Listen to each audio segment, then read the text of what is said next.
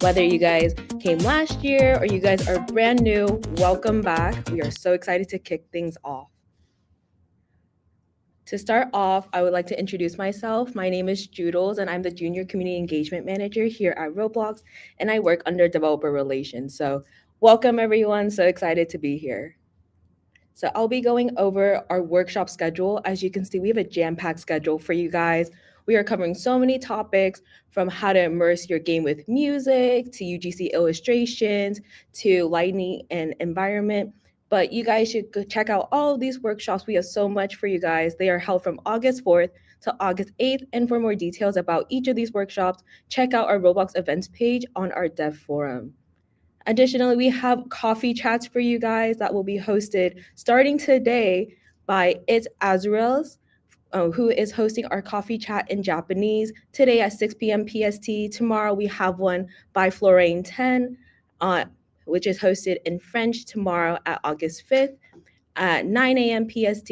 And lastly, we have another coffee chat for you guys hosted by Mimi Dev in English on August 7th, 11 a.m. PST. If you guys are wondering where are these coffee chats happening, they're happening right at our Roblox Creator Discord. And if you guys want a link to that, we have our QR code right here. We'll also be showing more stuff about our Discord at the end of the presentation as well. So if you guys missed this link, no worries at all. We'll be going over more information about that. But each of our workshops will be hosted in each localized language as listed above here. So we have workshops in English, Spanish, Italian, Korean, French, Tagalog, Polish, German, Japanese, and Portuguese. And if you guys are looking at the list here and you guys don't see your languages, no worries at all. We have automated captions for each of our workshops. So if you see that caption link with the QR code in that corner, feel free to scan that for automated captions. Additionally, each of our workshops will have live challenges where you guys get the chance to win the exclusive inventor hat. I mean, look at that hat. That looks so cool, and I would love to see you guys wear that on your avatar as well. So each workshop will have 2 live challenges where participants can answer questions based on the workshop topic, and a QR code will pop up on the screen when the live challenge is activated, and that's the time for you guys to answer the questions as well. So come participate in our live challenges, because each challenge, you will have a chance to win a $30 US GoGet gift card as well when you answer these questions correctly. Now, I know you guys have been waiting for the Game Jam this year. A lot of you guys have been hinting, a lot of you guys have been finding new teammates, but let's go over the details for the Inspire 2025 Challenge. So the Inspire 2025 Challenge is an 86-hour themed game jam this year, and it will range from August 9th at 10 a.m. PT to August 12th, 11:59 p.m. PT. Note the time differences here. Additionally, the Game Jam theme will be released once the event ends, which will be August 9th at 10 a.m. PST. That's when we'll be hosting our closing ceremony, and we will be live announcing our theme. So definitely check out our closing ceremony on August 9th, 10 a.m. Additionally, we have our participation requirements here. So all team members must have a registered account on the dev forum, and each team must consist of 1 to 5 members. Additionally, each member must consist a good standing with Roblox moderation, and the experience must have been created during the challenge period. And your team and project must comply to the terms and participation listed on our dev forum. And for our submissions requirements, we require that each of you guys submit a playable public Roblox experience link. You only need to submit 1 per team. So if you have 5 members, only 1 person needs to submit the link. Additionally, pre-made assets and previous existing code are allowed, and you must list them in the submission survey. But remember, when we're looking at these games, we're looking for originality as well, as it is part of our judging criteria. Optionally, we also allow people to create a 30 to 90-second video trailer where you can upload that video on YouTube, whether you want to make it unlisted or public, that's up to you, as long as we have access so that we can look over the videos as well. And webcams and microphones are optional. We don't require you to talk or show your face. And not all members of the team need to be in the video as well.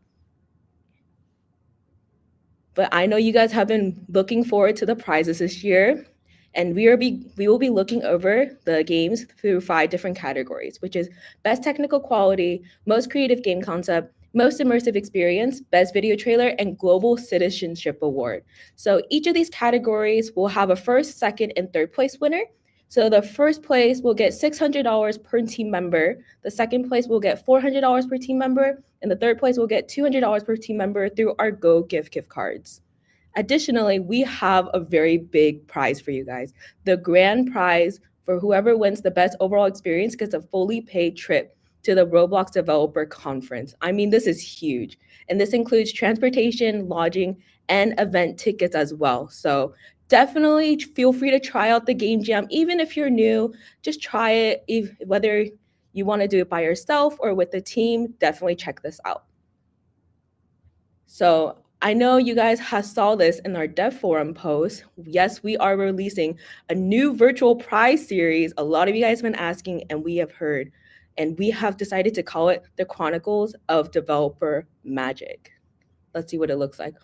Wow, those items look so cool. I love the hat, the robe, like those swan, like they all look amazing.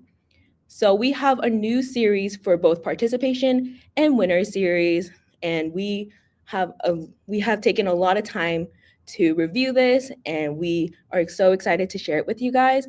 This unfortunately does mean that we are departing from our first series. So if you weren't able to get those prizes, unfortunately, they are now not available. But look at all these prizes that you're able to get. And if you don't know how to get these, all you have to do is participate in a game jam. So if you participate in a game jam, you can get the first row. But if you end up winning one of our game jams, you'll be able to get the second row. So if you guys are wondering, where do I find a team? How do I actually connect with these people? Well, we have a channel just for you. In our Roblox Creators Discord server, we have a looking for a team channel right there. So you guys feel free to use that channel to find team members, or if you just want to connect and network with people, this is the perfect place for you guys to do it. It is at discord.gg/roblox/creators, or scan that QR code right there. So yeah, welcome to our opening ceremony here at Inspire 2025. I hope you guys are all seated, you guys are all comfortable, because we are ready to start our very first workshop.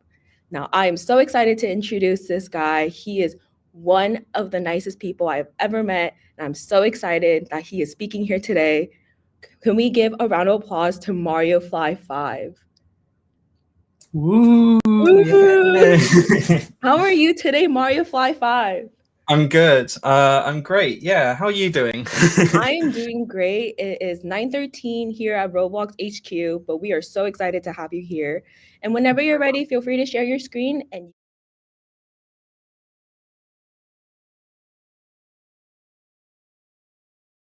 You guys see everything? Yes, you can. Okay, that's great. So, first off, hi everyone. This is my talk on how to grow a game. We're going to go through some of the kind of fundamental, I guess, things I think you guys should keep in mind when you're like starting off, or you kind of got that base game idea and you want to kind of take it to the next level. But first, a little bit of an introduction. I'm Mario Fly 5. I'm a game designer. I'm also a creative director. I've been making games on Roblox for over 10 years, and I've worked on over 20 games on Roblox. Some you may have even played right now. As a game designer, I work a lot in creating satisfying gameplay and memorable moments. Chances are, if you've been playing some of the really top games on the platform recently, you've probably seen some of the moments that I've engineered. But today, we're going to focus on you guys. We're going to focus on how you guys can achieve success, and I'm going to give you guys a bit of an overview of what the talk's about today. We're going to explore the core loop.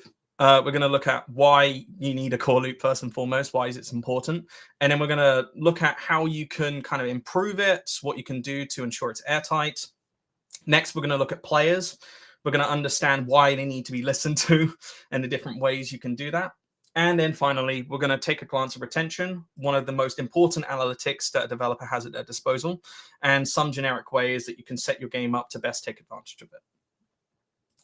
Now, starting off, I know what a core loop is. Some of you might know what a core loop is, but for the people that don't, we need to understand what a core loop is.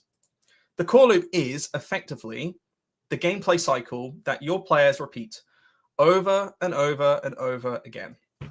It is effectively what makes your game fun. It is the essence of your game almost boiled down and reduced to its very core. If your game was like a toy, the core loop would be how a kid plays with it. And if that loop makes or breaks, players may not stay in game at all. So that's why you really got to focus on what makes a good core loop. But what makes a good core loop? Well, I've come up with 3 different things. There are plenty of different factors in what makes a good core loop, but these are especially relevant today on Roblox. The first one is you need a simple core loop. Some of the best core loops are the ones you don't even need to teach. There are so many games out there on Roblox that have this grand idea that's super cool, and then the moment you get into it, the moment a new player gets into it, they're like, oh, how do I do this? How do I do that? How do I do this? You don't want that. You want players to just jump straight in and just understand it. You want to establish a loop so simple that it can be done quickly and that it can be understood quickly, because that is the route to then making it engaging. On top of making a simple core loop, you also want to make sure that your core loop has enough rewards and enough enticement for the player to keep going.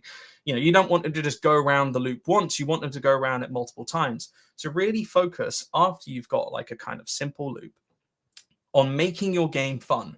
That's like the key part of any game. It's to be fun. And okay, you've got a simple fun loop. What can you do next?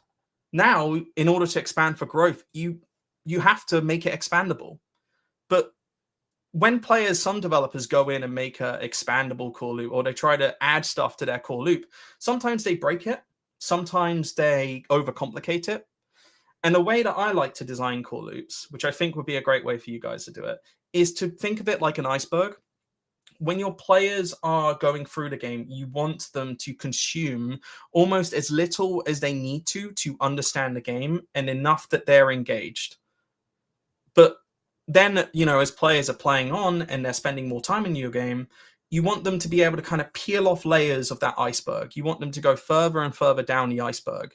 And with each layer, they're taking in a certain amount of information and a certain amount of engagement and kind of content. So they're not overwhelmed, but you're retaining players in the same way, because you've got something that's simpler to understand, you've got something engaging, and as they're going further and further, you're keeping those 2 factors the same as they go further and further and stay with your game more. So in short, a good core loop: simple, engaging, and expandable. But why is the core loop important? Why should you make a good core loop in the first place? Well, a good core loop is a contributor as to why people play. If your core loop isn't fun, growth as a whole aspect will be impossible. It will be near impossible. Because if you spend so much time trying to make this super polished, overcomplicated loop, you may end up forgetting what players were interested in your game in the first place. And like a toy, if your core loop just breaks, players will just drop the toy. They'll drop the game and they will move on. And there is a huge selection of games on Roblox they will move on to. A great core loop really does set your game up for success in the long term. Now, we're going to lead into our first challenge kind of section here, guys, which is going to be a little bit of a question. I'm assuming the QR code will just appear at some point. Yeah, there we go. So scan this QR code and feel free to have a go at the question. I'll give you guys a bit of a minute here.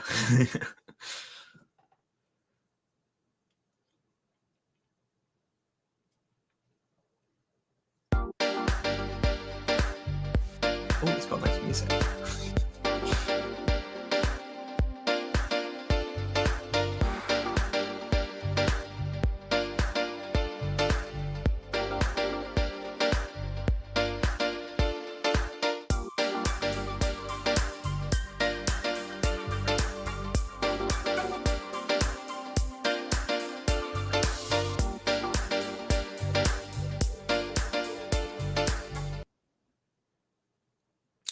All right, guys. I'm going to give you, just if you're answering a question, I'll give you 10 more seconds. And 5, 4, 3, 2, 1. All right. So I'm sure some of you have kind of gone through the questions there. To be truthful, I know the question. I can't remember the answer off the top of my head, but the best way to make your game core loop stronger is to focus on, the simple bits, the expandable bits, and something that's engaging. Now, the next section we're going to focus on are your players. This is like a huge part of your game. Growing a game really means you do need to understand your players, and there are a million different ways you can do that. You might even, make a game thinking, oh, I'm going to have these kind of players play the game. And then actually, a month down the line, you might have a whole different variety of players playing it. And really, growth is not just about like understanding your players, but aligning the fun factor with what those players are expecting. So then your players are growing alongside your game. But what are some easy ways to learn from players? Well, first and foremost, the most powerful tool, I use this quite a lot, analytics and funnels and custom events. They're a great tool that you can use to understand both player pathing, player behavior, and a whole host of other things about what they're doing. For example, you can look at their playtime. You can understand how long they're in game for. You can look at session time to understand how long for each game session that they're in the game. And with funnels and kind of custom events, you can understand even minute things or more specific things like a player's going through a store, for example, and you want to know if they are like clicking through and seeing a certain product, or maybe you want to know if they're going through a tutorial correctly, and you want to know at what stage players are leaving, for example. A lot of useful ways you could apply analytics, and it's a great tool, and you should definitely use it if you have a growth mindset and you want to grow your game effectively. Another easy way to learn from players is literally just straight up community feedback. This can be done via a Discord channel. I'm going to talk about that in a bit, but literally just get players to play your game early and give you feedback. Even if you are about to release an update, even if it's not even out yet, the best way to grow and improve your product is to just get a variety of players in, because we've all had it where we've released a game and it's not fit what people's expectations are, but we spent 5-6 months working on the project, and at that point we're kind of over and we don't want to put any more time in it. Instead, try and focus on making something that's just good enough and get players to give feedback and tweak your game based on their feedback. And there are plenty of ways of getting those players. You can use public community servers for Roblox game development. You can use the Discord that they've even provided for game jams and stuff like that. And generally speaking, just try and get people in early. Don't get so hooked on the kind of perfection aspect of the game and game development. Really try just get feedback on it as soon as possible. Finally, and this is a really strange one, but bear with me here, go in game. Like, the best way to find out what players are doing is just to watch them play. Funnily enough, one thing that I guess a lot of people sometimes forget is, they're in that kind of development environment, they're testing the game, they're playing as them, but as they play and as they test more and they develop more, they actually grow. You as a developer actually growing competence at your game, and that means you're not getting a full understanding of what every player will encounter while playing your game. So a couple ways that we go in game is we literally just hop in game. We have an admin panel. We set our transparency to 1 or hide ourselves, turn us invisible. And we just watch people climb or do whatever or interact with things. We see when players are leaving. We see how many players are actually getting past a certain challenge. And we use that information to better educate our future decisions. Now, these are a couple ways to learn. There are plenty of different ways to learn from players. But why is understanding your players crucial to growth? Well, players are your target audience. They are who play your game. And players' tastes actually do change over time. For the last couple months, we have seen so many games explode out of nowhere on Roblox, and different trends explode on Roblox, different games taking place. Understanding what players want in a volatile, ever-changing, like, kind of environment is crucial if you want to make the best optimal decisions. When to release certain updates, what to add on a certain update, even if you should add a certain thing on an update. And at the end of the day, if you don't understand your players, you just won't be able to update effectively, and that will nerf your ability to grow as a whole. Now, we're going to go into another challenge time. We're going to get the QR code up. I'm going to give you another minute, and you guys are going to go and answer that, and I'll let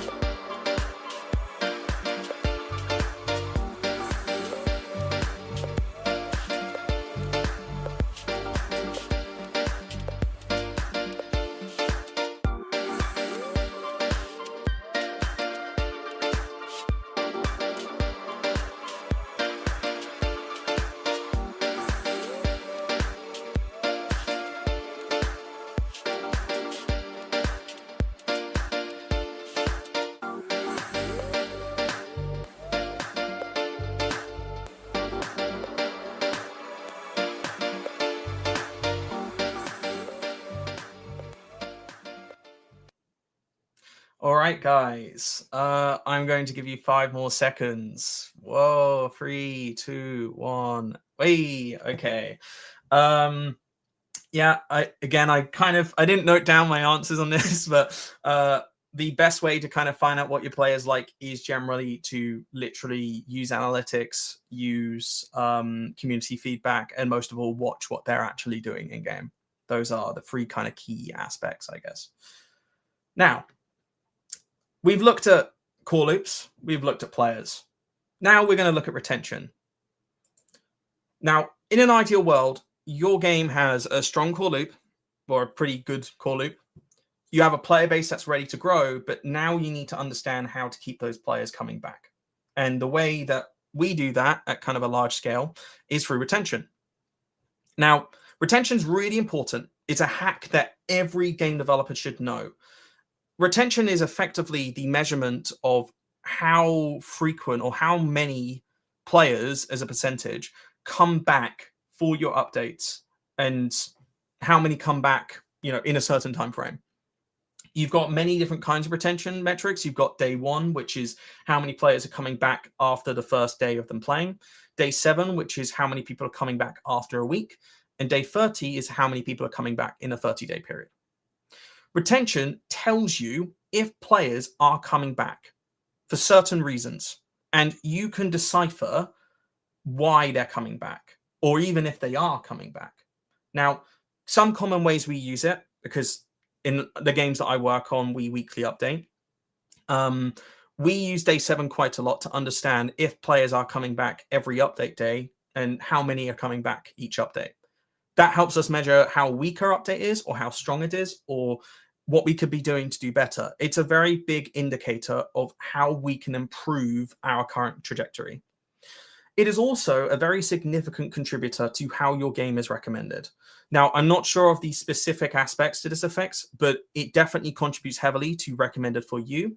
There is a dev forum article out on the forums right now that you'll be able to find, and it should show you the categories, and retention is a very significant contributor to that.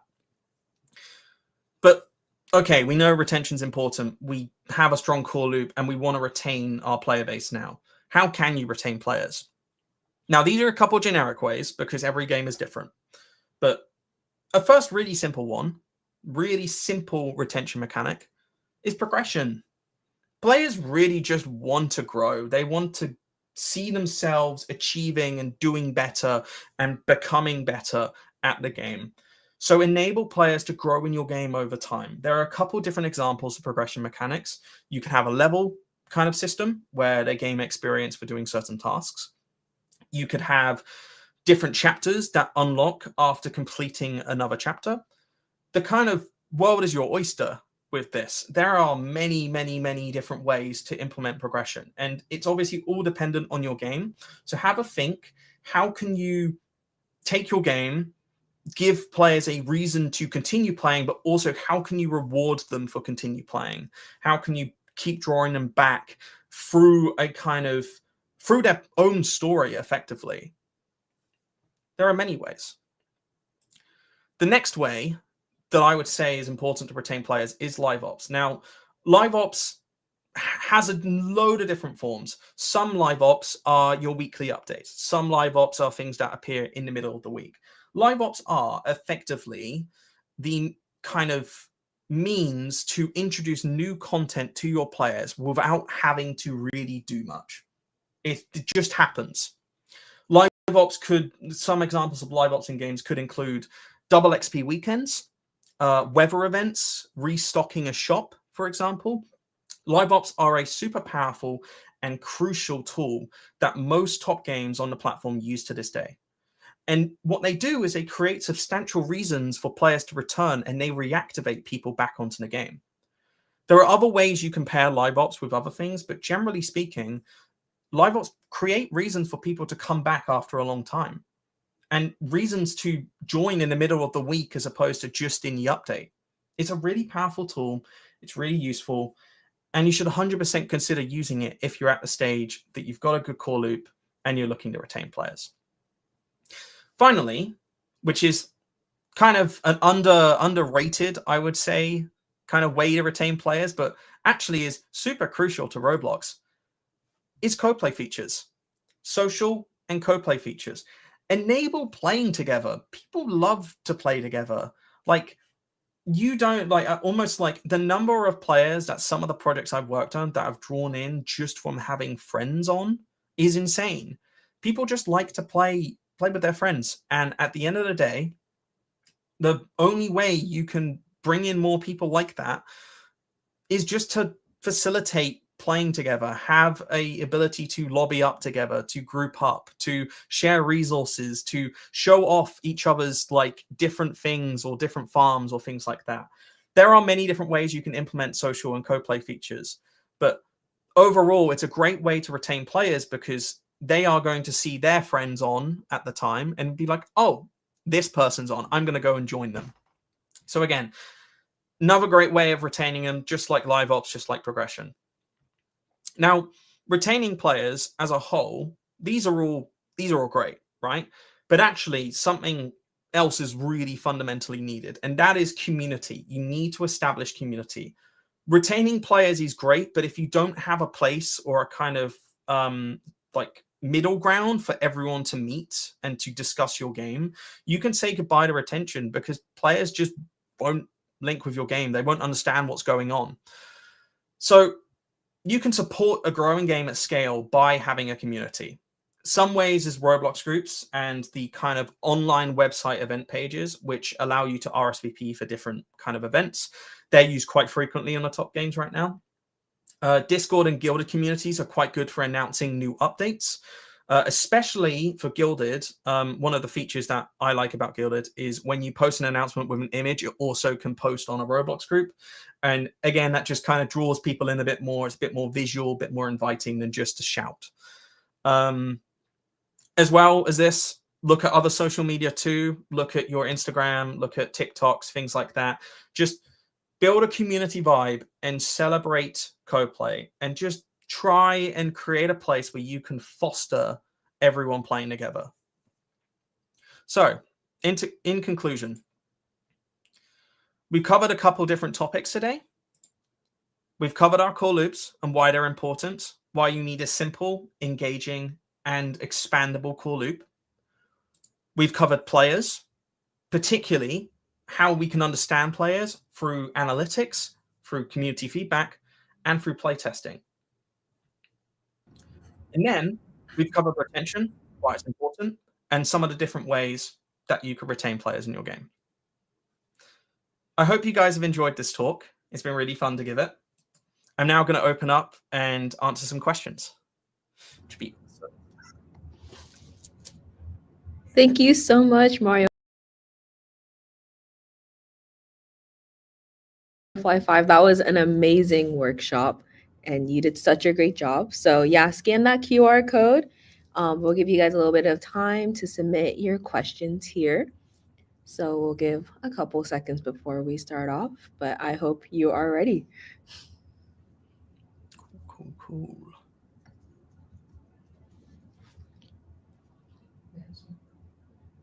Yeah, and I guess to start off, what is your biggest challenge as a Roblox dev?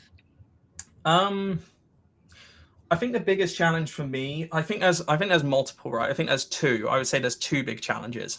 I think the first one is I think work ethic's quite a big factor. I think it's really hard sometimes to always stay focused on the things that you want to work on.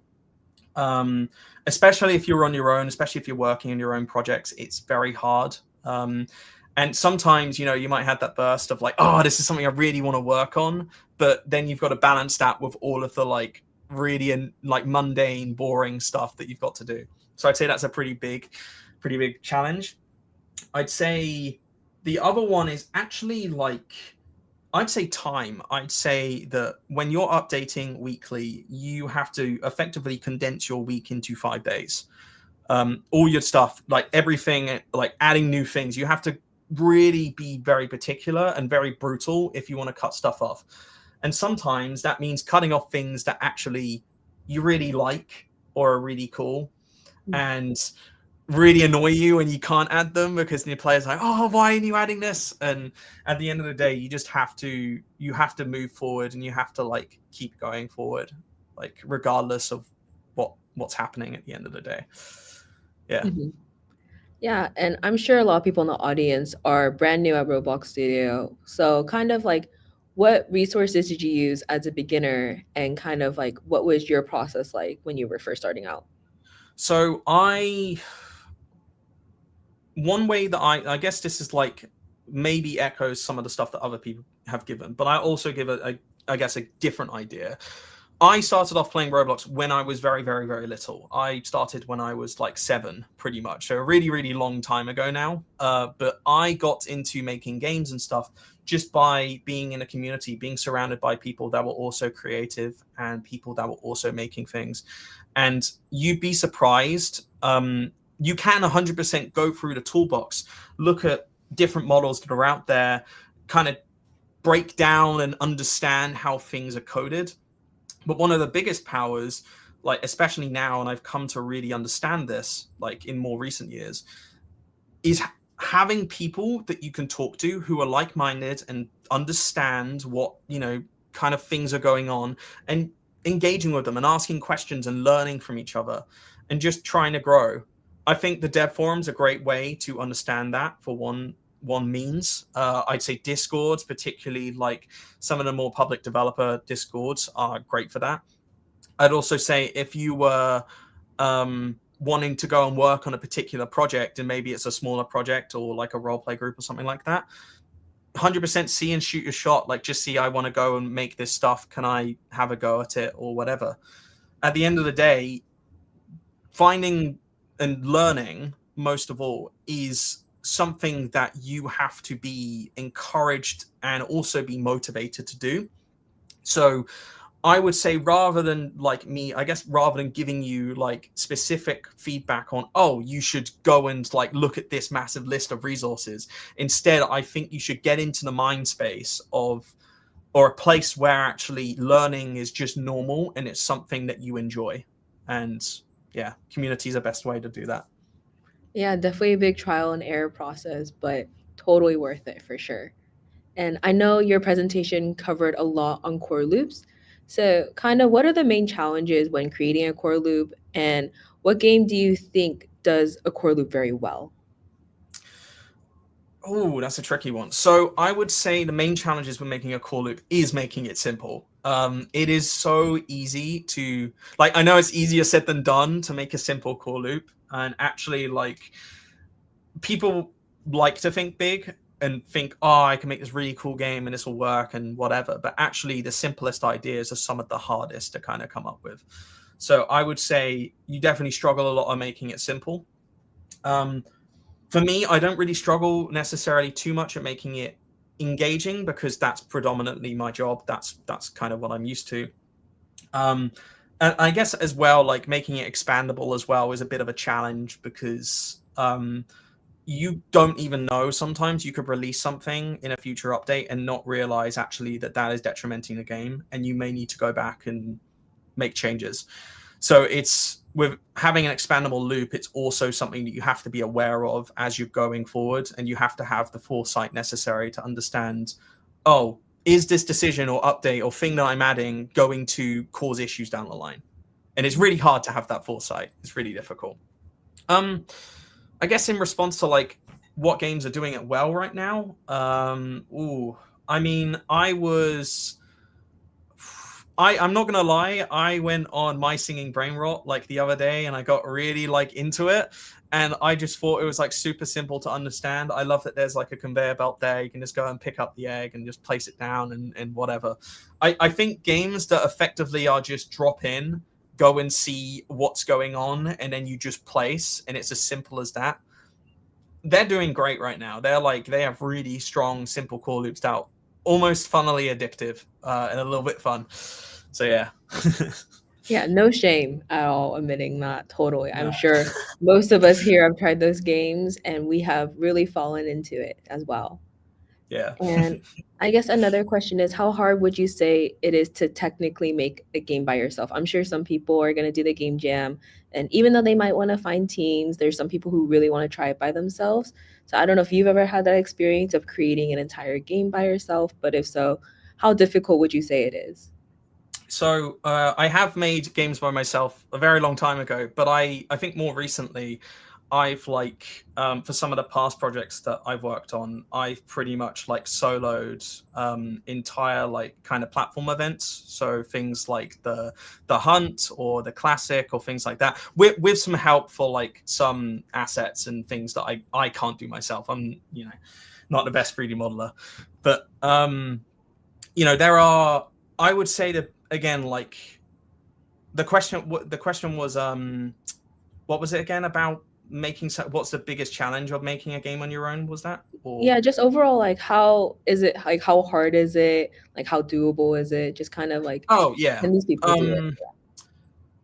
I would say, okay, to be realistic, to make a game on your own, you do have to have a lot of like, I guess like a somewhat fundamental understanding of games. But I mean, there are games out there that have a great, phenomenal game design and have the like simplest assets possible. Stuff that actually probably for like a builder that's had like multiple years of experience would say, oh, I'd say that's lazy or something like that. But actually, in those moments, you realize that doesn't matter. At the end of the day, it's what's fun. So I would say what's most important and what you need to have to, I guess, making a game on your own simple and easier. Understand why people are playing games on Roblox. Understand the platform's DNA, the currents, as you will, like the different waves, how games are kind of riding them in a way. And use that and just play a lot of games and apply what you learn from other games to what you're working on.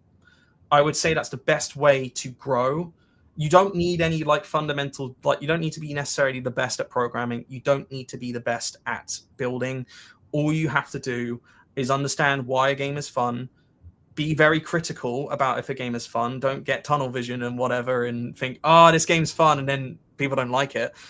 Be critical about it, and actually you will have a much easier time making a game on your own. And Roblox, of course, like Roblox Studio. I remember the first time I went on Roblox Studio as a kid. I was on my grandpa's like old Windows computer, and I just boot up Windows Studio and I put a bunch of like or Roblox Studio, and I put a bunch of like the really classic mansion buildings on like a base plate, and like it's even stuff like that. It's the tooling itself is so easy to get into. So honestly, just throw yourself at it, and if you need any question answered, go and get it answered. That's the best way to do it. Yeah.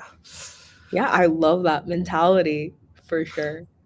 Yeah, and Yeah. I know you also mentioned in your presentation it's really important to keep motivated and to continue updating your game. So how do you yourself stay productive and motivated? Do you have like self processes, or you just like have a way about going things? So ironically, like I think like for the longest time, maybe not for the last couple of years, but the longest time I was effectively winging it. But then I kind of like I took a degree, I did a degree, and I understood like, oh, actually I was making this decision because of this, and this is why it makes sense.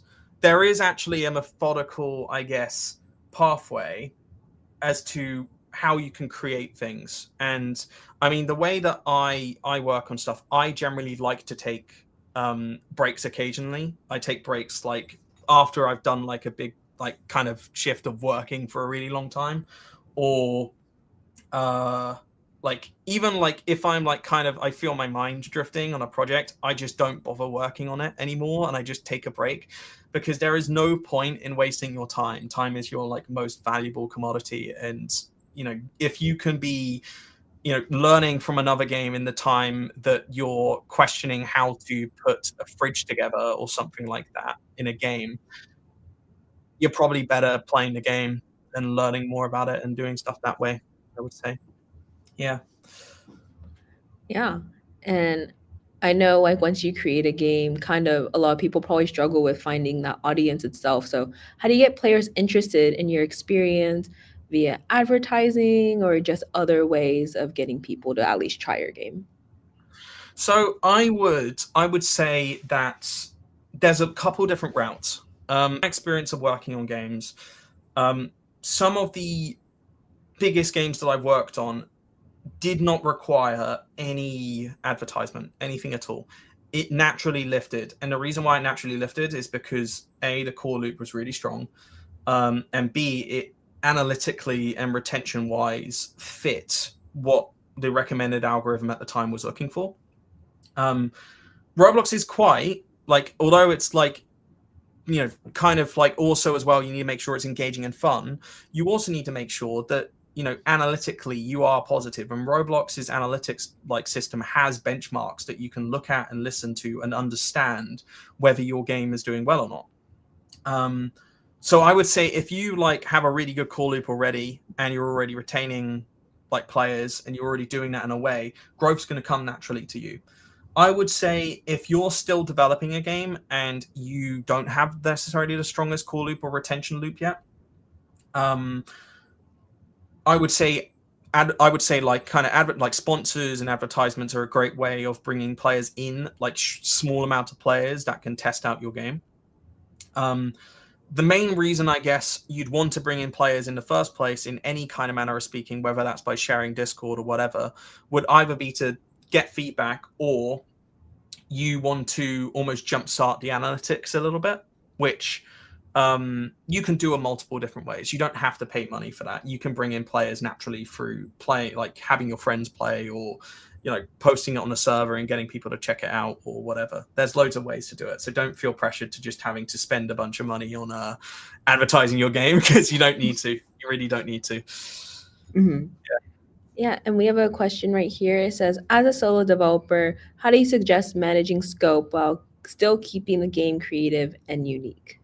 Ooh, that's a good question. Scope is when I started, scope was something that I really struggled with, but I would say scope is like it's better to, first and foremost, you got to realize that games do not need to be completed all at once, especially Roblox games. Roblox games are what I would like to refer to as live services. They are things that you will continue to update with time. So you do not need it to be perfect straight away. You can release, kind of an entry level, game that hasn't really got a lot of content in, but over time you can expand that and add more to that. And that will be your means of managing scope, especially on Roblox, because there are a lot of games on Roblox that I know of that are currently years into development, have spent ages making stuff, and you're wondering when they're going to release, and they haven't released yet. This is a common problem. Ironically, there are also cases where people spend ages on a project and then they ditch it. But I would say, for the sake of your sanity as a developer, and also to get your game out in the first place, keep your scope narrow and simple. When you have simpler game ideas, you also tend to have a much more narrow scope. I'm not saying don't consider what you're going to add in the future, but be very strict about what you're adding, whether you actually need it on launch or whether you can push it and give it a bit of time and add it later. Yeah. Mm-hmm. And for the players to be consistent with your game, when is the best time to announce an in-game update? I would say, well, if you already know you're updating, do it as soon as possible. Do it like, even you could even say, like, one of the trends that on one of the projects I work on right now is when we update the game, we release an event for it immediately as we update the game. So there is an event for the next week available and people can sign up to it. We try and create as much awareness as possible that next week there is going to be something happening. Even if we don't know what's happening, because some games we literally plan it the week of, but like, even if we don't know what's going to happen, we just say, look, we're going to update. If you want to show up, you show up. You might get more information later, but also, you know, a little bit of the like not knowing what's going on, like sometimes that goes in your favor because it hypes the player up a little bit. It gets them like, oh, I don't know what's going to happen next week, and then they find out it's like, oh, this is really cool, and you know, it's cool. They're invested. No, for sure. Yeah. Yeah. And next question is, what would you recommend me to learn first for development, animations, or modeling? So, funnily enough, I'm actually going to like completely give a curveball answer to that, because I actually started off making games. Like the earliest game design thing or like skill that I actually learned was, as a kid, I would like take pieces of paper and I would draw the like character selection menus for an idea or a game that I had as a kid.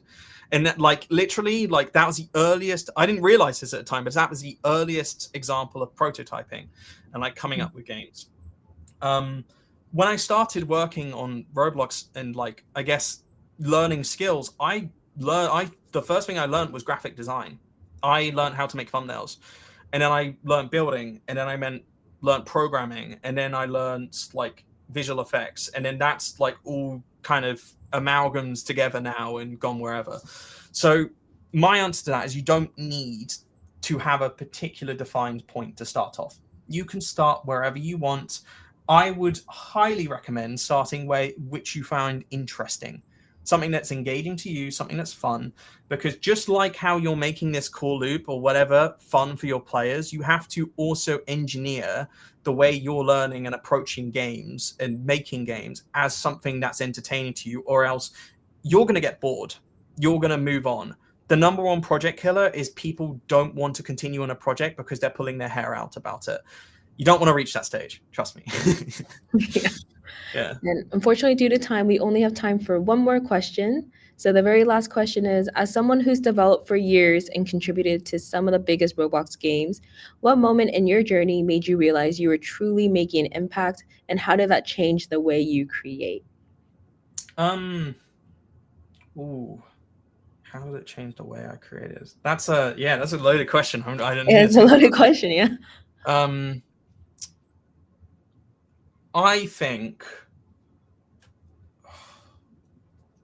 I would say, like, recently, I would say one of the projects I worked on did in fact break a couple records and broke the platform at the same time. So I think that was a very big like twist. Like, oh no, I definitely do need to change how I'm doing stuff, because yeah, there's a couple blog posts about it and everything. But yeah, I would say in general, like, I don't think I have a particular point really, because I don't view me making a game like at one point as the end of my task. I don't view like making the top game on Roblox as like what I want to do. I derive my fun and enjoyment from making games, from the journey of making stuff and just continuing to do it and seeing not only the impact that I have from my games, but also from talks like this, where I get to speak to people and I get to like share my knowledge and hopefully encourage a new generation of developers to go and make stuff. That, I guess, like, there's a load of ways that I've understood that actually, oh, like I am having an impact. But I think the underrated thing, which people don't always consider, because some people have really small games or big games or whatever, you always have an impact. It doesn't matter what you're doing. It doesn't matter how big or small your game is. You can have a tiny game and you could be having like the most tremendous impact. I mean, during the hunt, like a lot of the team I was working with at the time, like they were all gone, and I was like the only person there, and I was at university, and I had to go and like do a whole bunch of stuff, and we did it in the end. And even on the smaller games, it had like a kind of soft impact. So it doesn't matter. Honestly, impact is something that's so like, it depends what you're looking at. But in my case, I would say I try to always have an impact, because I think that that's what's meaningful at the end of the day. Yeah. Yeah, I love that answer. Great way to end today. Thank you so much, Mario Fly 5. We are so honored that you came here today and spoke with us. And if you guys are looking for more workshops, we have another one in an hour at 11 a.m. PST. So don't miss it.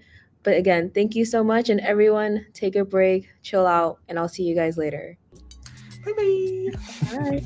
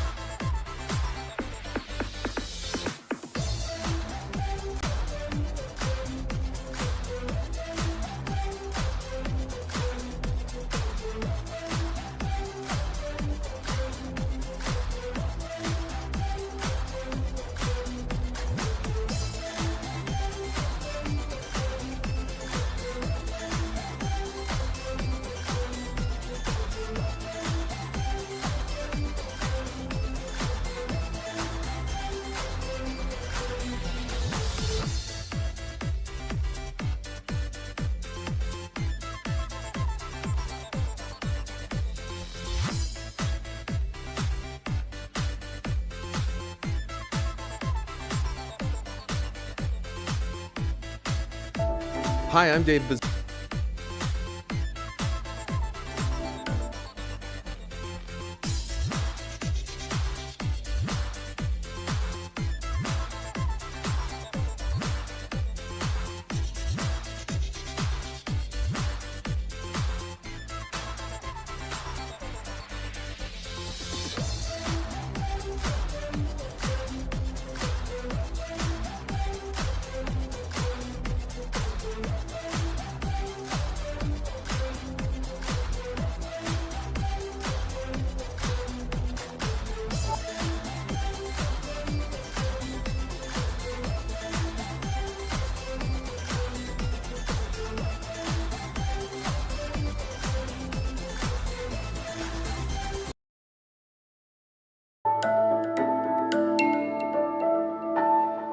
Welcome. I'm Dave Bazuki, CEO and founder of Roblox, and today you're listening to Tech Talks.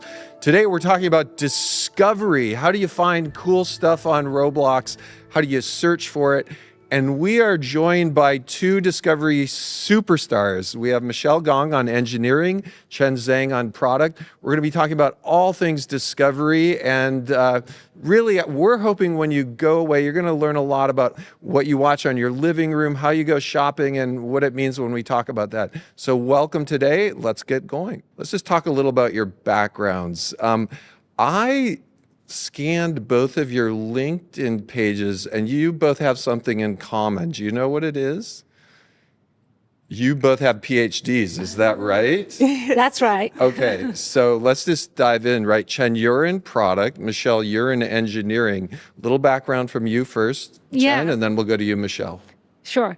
I would say like 20 years ago, I came to America actually to pursue a PhD in physics. So I kind of set the foot into the algo world, I would say. And that became a constant theme later on when I became a product manager. So I've been working on algo-related problem spaces for 2 decades. And largely actually related to discovery, as well as other problem spaces related to discovery, such as content production, as well as merchant fraud.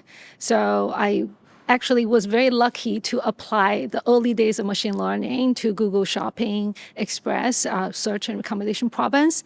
And later on got to actually have the chance to build the first version of search, discovery, feed, and story ranking at Instagram. And when I talk about the merchant fraud problems, it was actually in a startup. And we had a lot of issues with all sorts of like merchant quality policy issues, and had to deploy the kind of the first human in the loop machine learning driven process to fight it. And then eventually, at Netflix, had a chance to work on both content production and promotion. Okay, so those are 3 companies we'll probably mention today. So Google, Instagram, and Netflix. And I think for everyone out there who's in STEM or learning, interesting that such a technical degree ends up being very appropriate for search and discovery, which is a very technical product category. Okay, and how about you, Michelle? Like, how'd you get your start? So my PhD was on statistics and machine learning. I have worked in research labs until Roblox. Yeah. So before Roblox, I led applied research labs in Google DeepMind and Meta AI, helping Facebook, Instagram, Google to improve their production recommendation systems and content understanding models. I have joined Roblox 3.5 years ago. Time flies. And it's fun working with you. It's a lot of fun working here. We roll up our sleeves on some pretty big technical problems, and they're both very researchy, but we literally ship your work every week. So it's both researchy and getting... So I thought Discovery was Captain Cook, right? Captain Cook was sailing around the Pacific Ocean with a fleet of ships looking for new stuff. He was looking for interesting new things, wasn't quite sure what was out there, found Hawaii, found a few other interesting things. So how does that relate to discovery in a consumer product? Who wants to talk about what does discovery mean when we look at Netflix or we look at Instagram or we look somewhere else? Yeah, I love that analogy. I think discovery ultimately means how to help users find new types of content, the connections or services they're looking for. And then generally speaking, there are many different types of discovery. Yeah. The other types of discovery is very search centric, that usually for platforms like app stores or Amazon, because people have a specific app or product in mind, so they go look for it.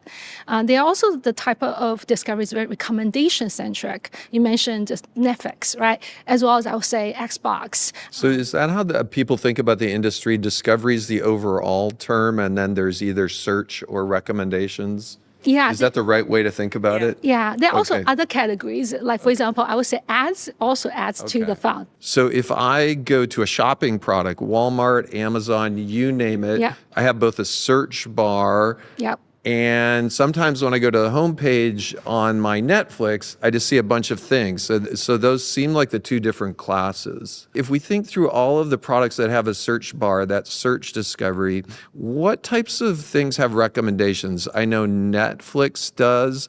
Are there any other products that pop to your minds? I would say YouTube. Okay, Instagram, for sure. Spotify, TikTok, a lot of social media platforms. Xbox, yes, probably. Xbox too. Steam as well. Okay, and then, so those are discovery by images, or like I typically get tiles, and I think we're all really used to that. We don't know how used to it. A few years ago, there was a big innovation in discovery, and we started doing discovery not just by images, but by video. Right. Can you comment on what class of products those are, and are they doing discovery as well? Yeah. Who wants to go? In fact, I would say TikTok, Instagram Reels, a lot of these short video products actually changed how especially new generation interact with the internet. It is a very challenging problem because how could you capture users' interest within the first few minutes when they That's get onto right. the platform? And then how do you understand which video is most relevant? Yeah, it's definitely a different paradigm So that for is discovery. still discovery. That's right. It's interesting to think with those products, is it fair to say the product is discovery in that it's, the whole time I'm using the product, in a way I'm doing discovery. Yeah, well, in some way, like the traditional discovery, right? You saw some kind of a cover of the product. And then you go somewhere And else. then you go there and check if the product is what you want or if that content is what you want. But short video changed that, right? What you see is what you get. So there's no such evaluation process. In fact, you are in consuming and then deciding, oh, I want it or don't want it, and then go to the next step. And so two little hints on that type of discovery. First, the idea that instead of being separate, an image and then consumption, we have seen a lot of the video things I watch in my living room move to auto showing a little clip, for example. Right. There's a little bit of it. I think that without giving away, that hints a lot of the opportunities we have at Roblox to move from just image to what could be next. So that's a fun topic. And then one thing I think, I'm not sure, and you both might know the answer, a lot of people, and before we dive into the details of discovery, how do those short form video products? So I know there's TikTok Shorts, Reels, Spotlight, and there's a bunch of others. How do they know to show me videos of cats fighting with ducks? Like, how did they figure that out? Any idea? Like, Yeah, some parts of it is actually coming from the user behavior. And they basically give you a set of sampled videos and see how you work. what kind? But I didn't know I'm doing any behavior. What? I feel like I'm just scrolling through things. Is there some behavior I'm doing that's giving them a hint as to what I like? Like how much you actually watch that video in Okay. front of you, and then whether you immediately skip or you actually watch the whole thing. And did you actually give it likes, or did you actually follow the creator? So is it possible that only the speed at which I scroll, how long I stay on any video, and whether I like has been enough to infer what I like on those products? In fact, I want to be a little bit nerdy here. Yeah. That's implicit user feedback. We also have explicit user feedback. When you first come on, for example, our platform, we know very little about you, right? Yeah. Interactive recommendation is the key. We want to know the recommendation within the first few minutes. And how do we get transfer learning from other similar user cohort? How do we immediately get the signal from your behavior and train the model and get the real-time signal to tailor the recommendation towards you? So would that mean that if I tend to watch all of the cat videos most of the way through and all of the duck videos all of the way through, there's other users like me who also like ducks fighting with cat videos, and I'll start to see their videos. That's right. And then sometimes they will also inject some of the new signals to see if you like those new video. And if you like it, they will show you more. And they're also part of the signal actually coming from the video itself. So a lot of those short video platforms actually invest in content understanding. They try to understand the creator intent, the metadata of the short video. Using that, they will pair with what they know about you as a user. For example, if you tell them when you're onboarding, you like this type of topics like cats, then they want to show you those later on. So basically the final put together recommendation system usually have both the user behavior information, implicit and explicit signals, as Michelle said, as well as the content understanding signal. So it's like a creation related content to put together the recommendations for you. Okay, so that's a good foundation in discovery. It's not Captain Cook. It's giving people the best content or content they're interested in. So we jump over to Roblox now. And Roblox is a little different than video. It's a little different than shopping. These are experiences that people can come to together. So it'd be fun to talk about how discovery's evolved a bit on Roblox. And I can start if you want, because we didn't even know what discovery was when we started Roblox. We just knew when UGC started getting more popular, how do I find something interesting? So we ran for many, many years, single discovery algorithm. Our algorithm was show all of the experiences with the real-time stack ranking of the number of people in the experience. It's that simple. And that got Roblox going for probably the first 8 years or so.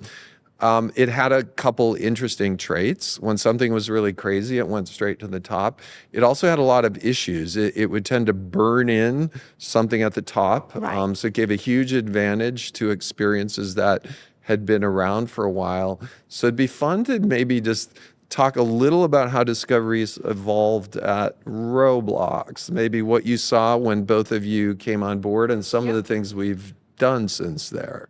So who wants to jump in on that?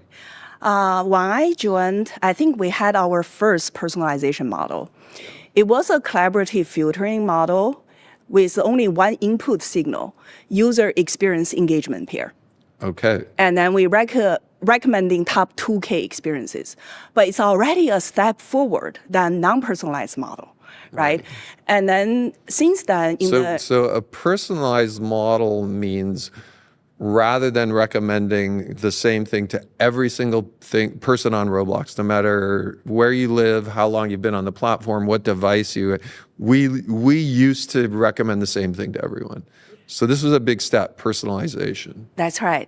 And then after I joined, in the next 2-3 years, we replaced the collaborative filtering model with a multi-step stage ranking model. So that basically means we want to retrieve as many experiences from all the 90 million experiences on the platform as possible, and we rank them and personalize to that user's intent. And then we have deep learning, graph learning. In the more recent years, we implemented self-supervised learning, efficient attention modeling, entire space multitask ranking. So the whole ranking stack, essentially. And then I think now we are recommending 30K to 40K unique experiences daily. Okay. Yeah. That's a lot. That's in 3 minutes. Massive improvement on Roblox. So let's tease a few of these apart. So going all the way back to the start, we used to rank real time, just all the experiences. We started thinking about personalizing this. And then one of the first steps, you mentioned engagement, is when you start connecting people with experiences, you have to know where you're going. Sometimes we call this, I'm always asking, what are we optimizing for? Right. Basically, or what's our objective function? If I was to go to a cocktail party and someone was to say, hey, what's your discovery recommendation optimizing for? Right. I said, we figured out a way to optimize for 5-year user happiness and retention. And so we're able to connect people with experiences that they love and it makes them just want to hang out and be with their friends on Roblox. Would that be a good answer? Yeah, I think that is the first base layer, right? Because if you don't have the user engagement and retention, everything else doesn't follow. So we need that actually to be solid in the center, but we're not finishing with our job right there, right? So we're also building a second layer, which is called page construction, which trade off among different objectives, including also sort of a long-term value of the user, which includes monetization, includes social connection, includes other sort of utilities of the platform. And then we're adding the last layer, which is really optimizing for the experience join funnel, because Roblox experience is way more complicated than a piece of just a tweet. So through that, I think we actually can optimize for a multi-layered objective system to be still very adaptive to our fast-pacing growth flywheel. So this is really tricky, I think, all of the machinery you've shared, because if we asked someone to build an engineering system that optimizes 5-year long-term happiness and retention, that's really hard. Yes. And I'm wondering, Michelle, if you can mention, sometimes we use the term proxies. Yes. And we talk about, we can't, we need to know what's going to be good for long-term retention in the first hour or the first day. And so a lot of what we're working on is trying to find proxies for long-term retention. Can you talk a bit about that? Yes. I think there are two factors. To have a flourishing platform to retain users, one, we optimize for user. We also optimize for content creator. We want to improve ecosystem diversity on our platform so our user can find more and more new engaging content. On the other hand, for each user, we want to make sure they find the most relevant content so that we found the most relevant content is a good proxy for users' long-term satisfaction. Right. So what does relevant means, right? We need a proxy for relevance. Therefore, we use engagement. Like if you are deeply engaged with an experience, that means the experience is relevant. If you're willing to make a purchase, that means is actually relevant to you. And also, if you are inviting your friends into the experience to play with you, that's also relevant. We keep looking for such proxy metrics to essentially approximate short-term relevance to then approximate long-term user satisfaction. That's cool. You mentioned something that's very subtle. It's probably the most technical thing we'll go into today, which is ecosystem health, not just of users, but of creators. Now, this is really difficult because short-term user optimizations are very different than long-term thinking about search and discovery that makes the ecosystem healthy for creators to flourish and thrive. And so there's a lot of decisions you both make where we could boost results in a month, but that might not boost results in 6 months. And because the results we see in 6 months are not just related to search and discovery, they're related to the health and happiness and business of all the creators on the platform. So that's really subtle. Thinking about optimizing both user health and creator health. Can either of you just comment, like, Yes. how do we figure that out? Like, that's really complicated. Yeah, it is a journey, right? As part of the discovery evolution, I think we realize more and more discovery is not isolated island. You cannot just do this through improving a certain piece of algo, twisting certain objective function, and achieve the amazing result. That's right. We have to do it along with our creators. That's the right. key. And then what do I mean by that? There's a few segments of it. Part of this is like actually consciously consider ecosystem health in the design of our system. That's why I mentioned the separation of layers design we just have. And then part of this is also about having the right sort of measurement of success so that we know we're heading towards the right direction.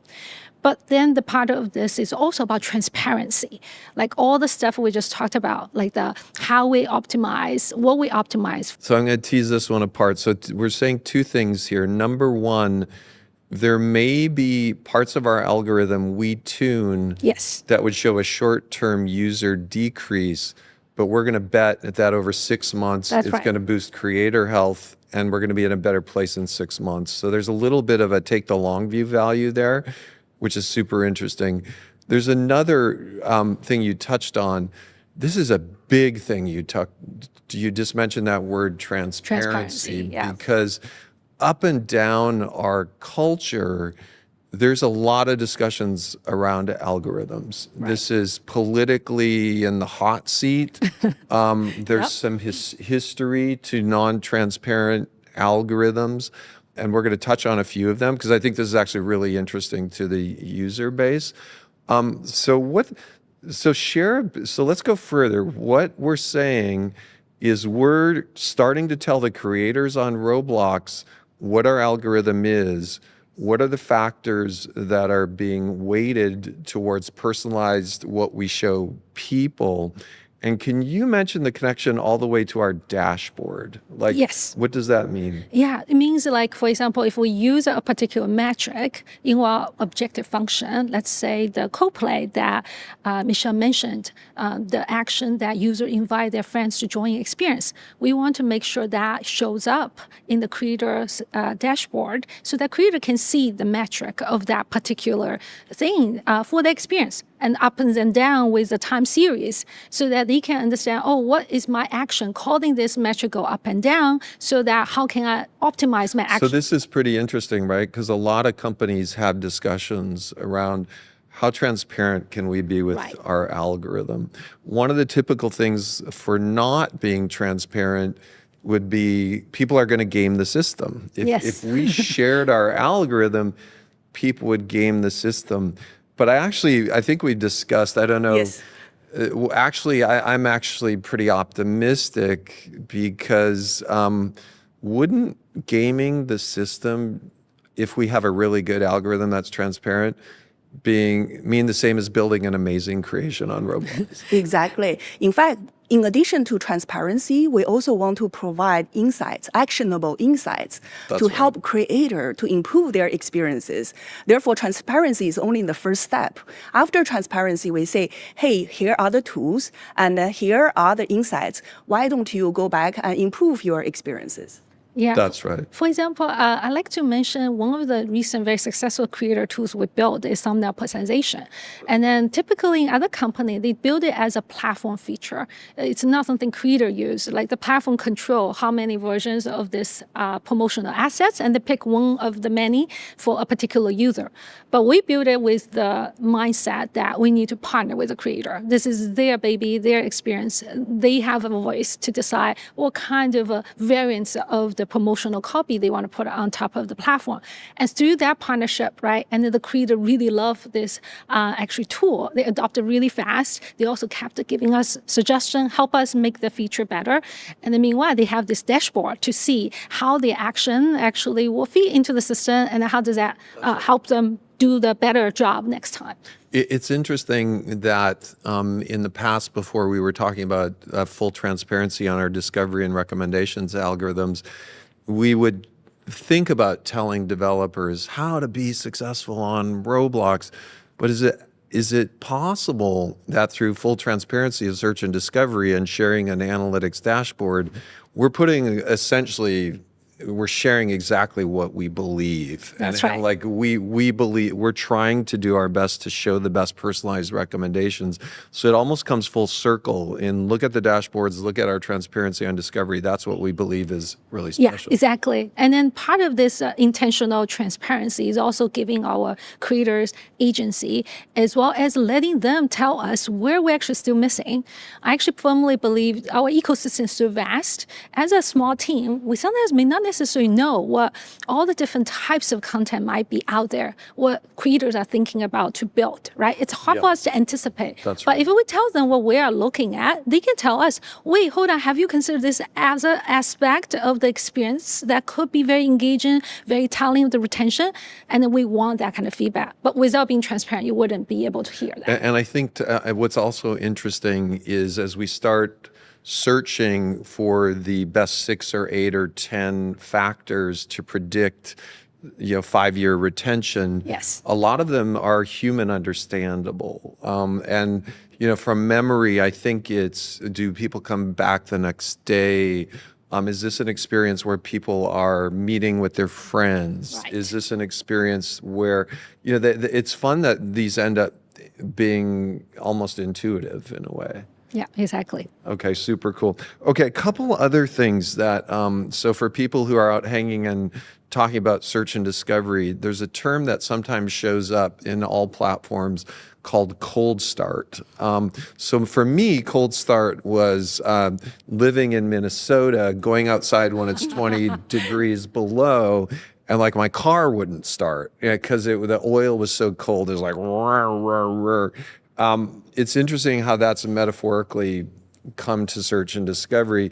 What's cold start mean when someone hits Netflix or Roblox or Instagram? What's that mean on our platform? Yeah. So actually, there are two types of co-star. Oh. Yeah. So one type of co-star is user co-star, like Yep. what you just said. When a new user showed up in front of a new product, like Netflix or us, what do?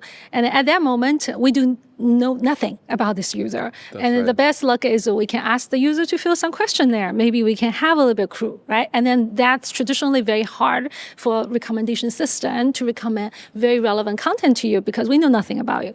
The other type of co-star is content co-star. It's about a new piece of content showed up on our platform. Again, except for the creation-related data, we have very little user engagement data with that piece of content. And then this content may have a hard time competing with, especially the the burn-in, right? Very successful old content. So for both type of co-star problem, we also have. Yep. And we've been in kind of the process of addressing them. And I don't think it's an ending sort of a journey. In the past, we have actually a dedicated co-star model to solve the user co-star problem. Over the past, I think, a year or two, we added a lot of streaming features, which actually means we index really heavily on new users' real-time activity. Yep. Because, you know, we know so little about you, so we want to be very adaptive to the new user. Yeah, from an engineering point of view, content code start is actually a less challenging problem than user code start because our content understanding model have improved significantly in the past few years. And also, with such a big platform like Roblox, we can quickly explore and collect some user feedback, and immediately we know whether the content can go viral or not.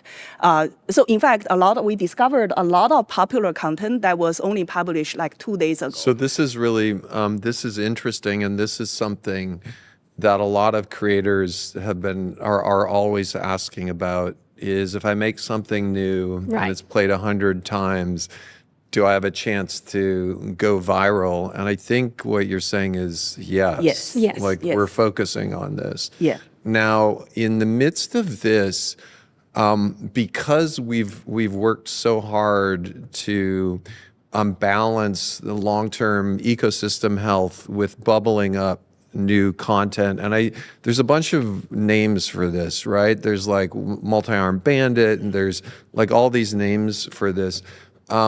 We have to be careful because we're now talking about content without a long history of play. Yes. And there's many ways to make content without a long history of play look good. I can have an emptied base plate with an amazing description and an icon. It says Dave's Super 50,000 person medieval knight battle, and I can have a huge, like, this is the best new thing, but that might not be very good. So there's some things we have to do to try to optimize that. Can you talk about content understanding?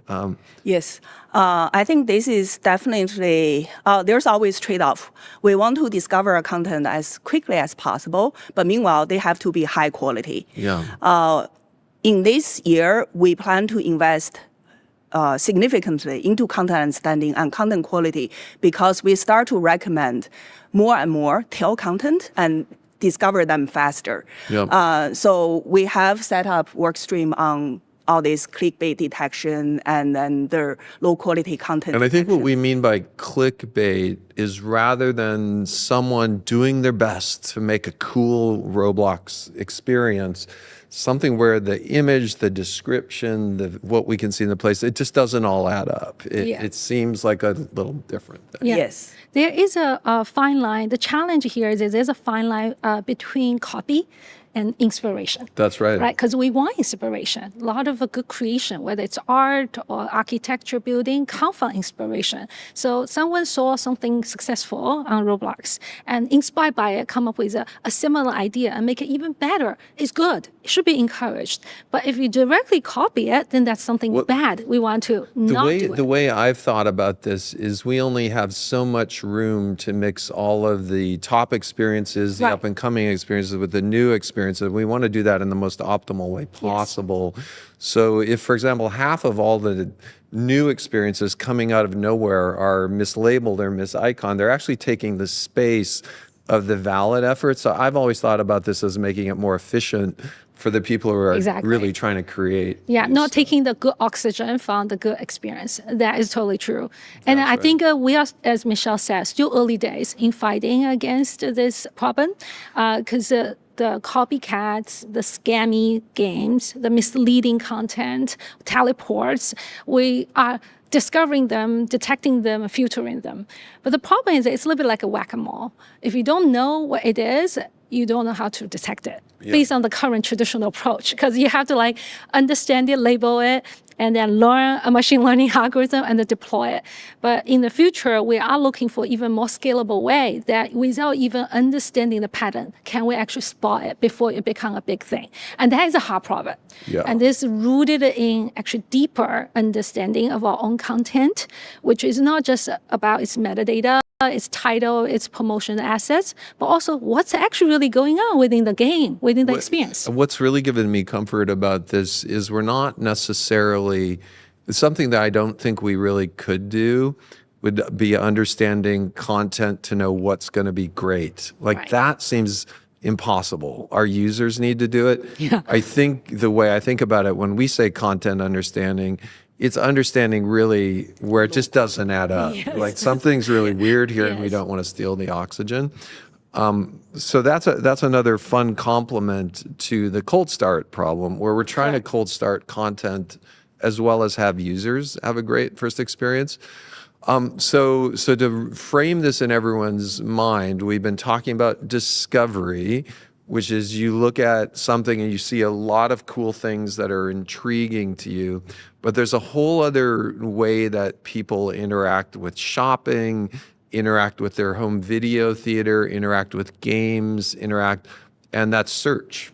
And search is completely different than discovery. When I think about searching, whether it's on a shopping site or somewhere else, I typically, when I'm shopping, I sometimes don't know what I'm looking for. I just say, hey, I want to look at, ultra portable cameras with a good lens. Whereas when I'm on home video, a lot of times I enter the name of the movie, for example. Right. So maybe to start, is search really both of these things, knowing exactly what I want or roughly what I want? Yeah, it's essentially, you can imagine for organic discovery, user doesn't have to input a query, right? We understand the user intent from the past user behavior or similar user. For search discovery, actually, we get some golden queries from users. What's a golden query? So essentially, the user queries is actually contains a lot more information. I shouldn't say golden because in technical terms, golden means there's a set of standard queries. We have correct answers for them. Yeah. But users with queries actually give us an extra bit of information.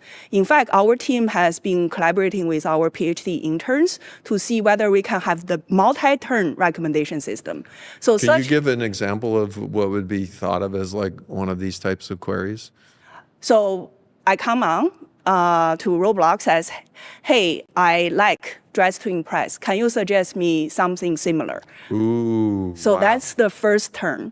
And then they suggest something to me. And I like these two, but not the other two. And then that's the second turn. Through multi-turn conversation, we actually can gather a lot more explicit information from users. And therefore, we can tailor our search and recommendation experiences.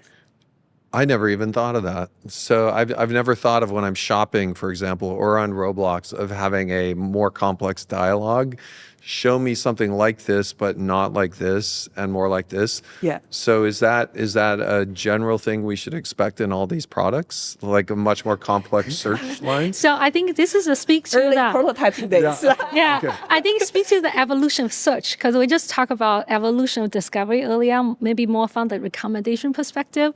From search, I would say up to today, a lot of our work is really about making search better as a companion. Like what Yeah. you said, you have a particular intent in mind, whether it's a particular experience or types of experience, right? And we're trying to find it for you.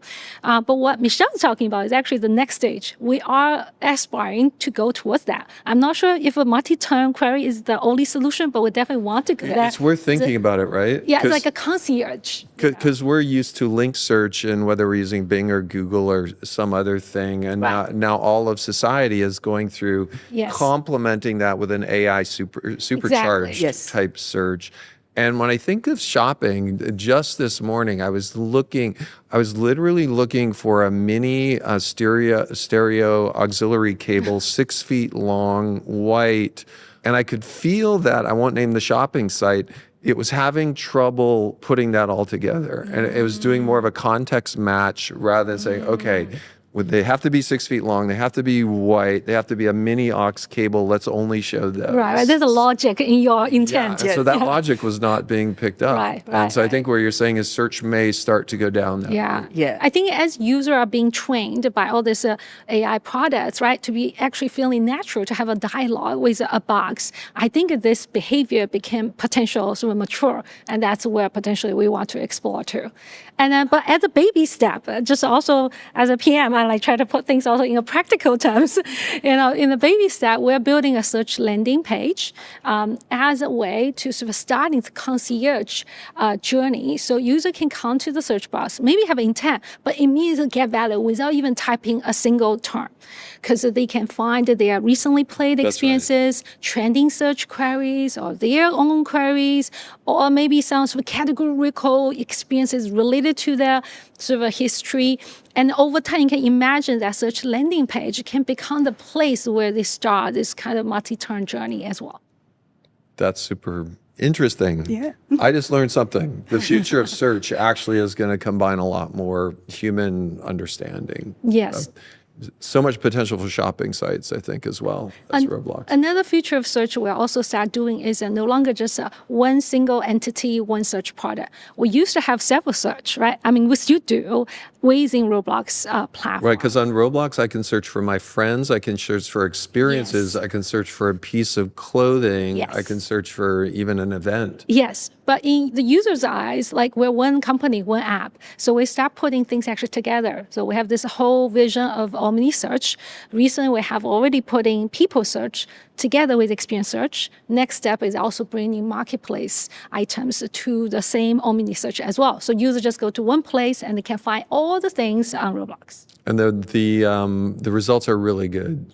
And I know we're automatically understanding a little, is that more likely a username or is that more likely an experience? That's right. For example, and mixing the results. Yeah. And that's been very promising. I think it implies a much cleaner UI, right? Search is Correct. search wherever it is on Roblox. Really excited about that as well. So a couple other things. So now let's get a little controversial. Okay. Because all companies are trying, but I want to highlight what I felt happened in 2016 and has been since corrected, and they're doing an awesome job. And I know I'm maybe even one or both of you worked at a company there, but in 2016, which was 8 years ago, I can remember going on Facebook. And I can remember the election was going on at that point in time. And I felt more than being attracted by pictures of my friends' cats, which I felt was more of a retention mechanism from seeing interesting stuff. Right. It was getting into the thing of starting to share news clips by friends. And I could see all of my friends from high school and college posting clips in very different types of clips.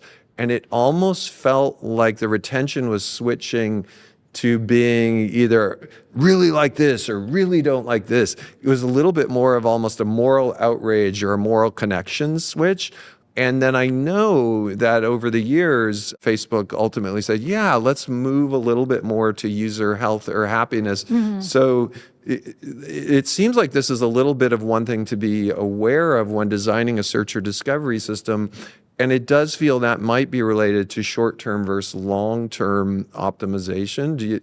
Is that how you would interpret it? Maybe a short-term optimization versus long-term optimization? Actually, I was there when this happened. I was actually at Instagram. Okay. Experienced slightly part of that sort of phenomenon. I think back then, whether Facebook or Instagram feed, optimization objective is really engagement. Yeah. And then actually short-term engagement, just is time spent. That's right. And because of that, you drove into several issues. One is a popularity bias. Now we're very familiar with that, or you call it like a bullying effect. And right? we want to highlight this was very early in the search and discovery things, and Meta's subsequently become extremely good at it. Right. So this is more like just an industry discussion on short-term optimization versus long-term optimization. Historical sort of episode we went through. And then so the other part of this is pushing actually some of the new creators harder to climb up. So there's a declining of the sharing. And then the third issue was a filter bubble. That's what you're talking about, right? You potentially got push into those extreme sort of bubbles, only see certain type of thing or the other certain type of thing. And the fourth thing is you start seeing people's connection with their actually very close friends actually falling off. So this shows a good example when discovery is a single-minded, optimizing for one objective, how dangerous that can be. Well, it also shows, in a sense, one of our values is we are responsible. Right. The massive amount of responsibility that both of you are dealing with all the time. And I feel the transparency is a good check. It's a little like open source discovery kind of thing. So that's good. And the notion that the better our discovery is, the less gameable it will be. Like it'd be cool to imagine someday we can just share our whole algorithm, and because it's optimizing what we believe is healthy is really cool. I want to ask a question around, now another controversial question. Are you at all on either Shorts, Reels, TikTok, or Spotlight, or any of those? Because I'm on all of them. I am. I'm on you sure? Yes. Okay, so I'm on TikTok all of too. them, and each one of them has, for some reason, zeroed in a certain part of me. Like I was mentioned, one of them is a little bit more for me interesting, cats fighting with ducks kind of thing. One of them, for some reason, is just all kinds of therapists telling me how to get better. So that's kind of interesting. One of them is all around cars and rockets and motorcycles and rebuilding engines and things like that. And then one of them is all about political stuff, just like real-time political. So I'm wondering if what that means is, even though it's fairly well known, is it possible that each of these companies has a little bit of their own discovery algorithm? Is like such a thing possible? Yes. I think all of them are actually powered by some of the most advanced discovery algorithms in the world. However, as you can tell as a user, those most advanced discovery algorithms are not good enough for users. That's right. So we have a long way to go. Another aspect of it, I think, speaking to the creator ecosystem, they could very like to have the exact same algorithm. You as a user at the end of the day may still experience different content because different creators are on the different platforms. That's why it speaks to the importance of sort of transparency and collaboration with creators.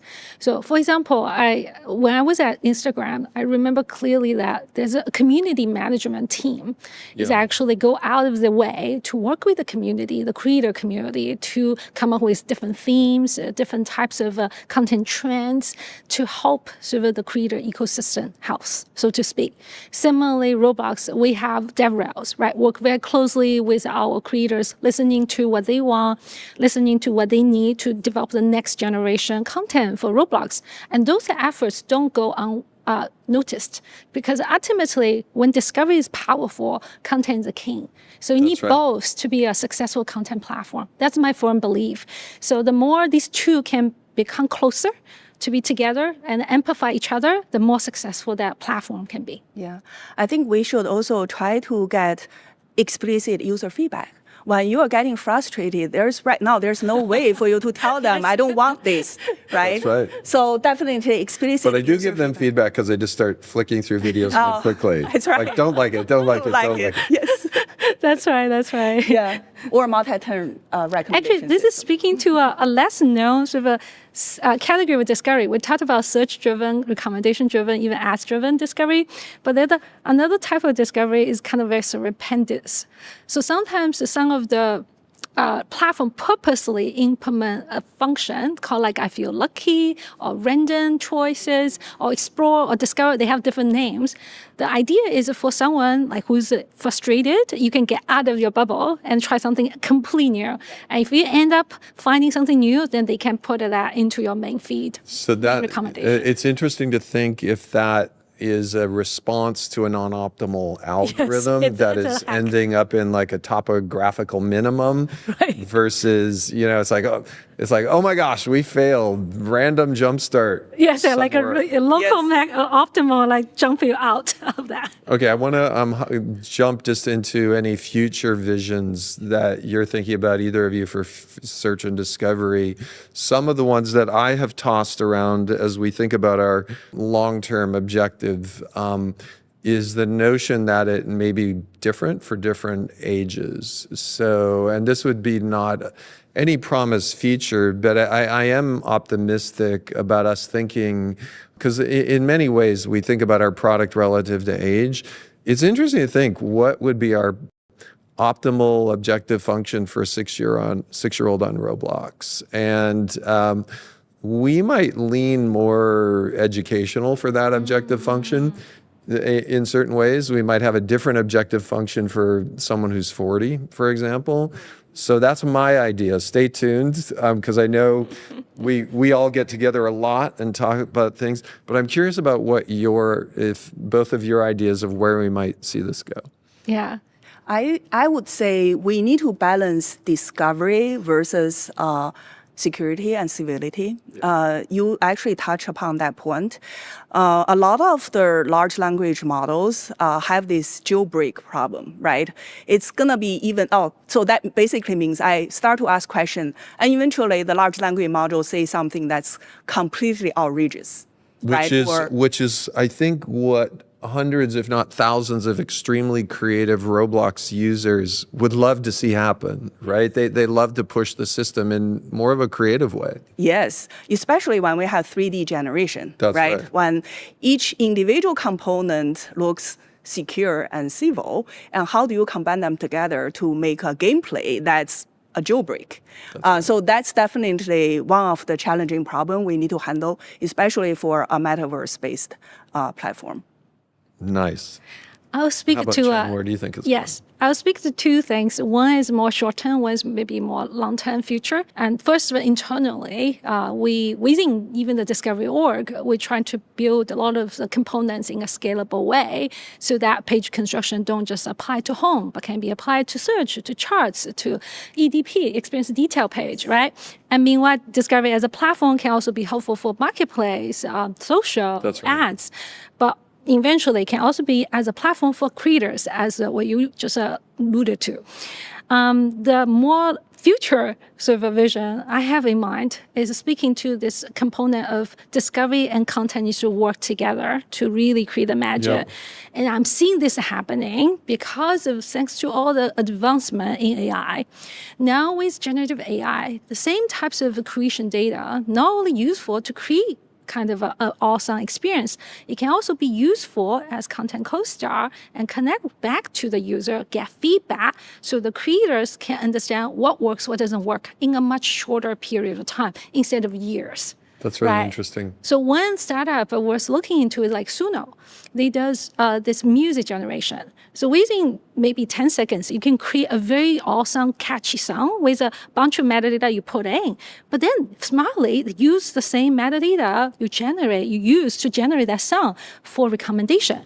It's interesting because there's been several conversations with the launch of our 3D generation model, Yes. Cube 3D, that metadata is very important to couple with that model. Yeah. And when I make a 4x4 dune buggy with red chrome and whatever, aligning that metadata and keeping it with that model Correct. is actually the root description of what made that thing in the first place. And I think Roblox has this natural uniqueness and advantage in this, because not like other content platform like Netflix, all our content are created in our platform. That's we right. know all the data. So we don't actually need to gather them or convince creator to have a high adoption to gather them.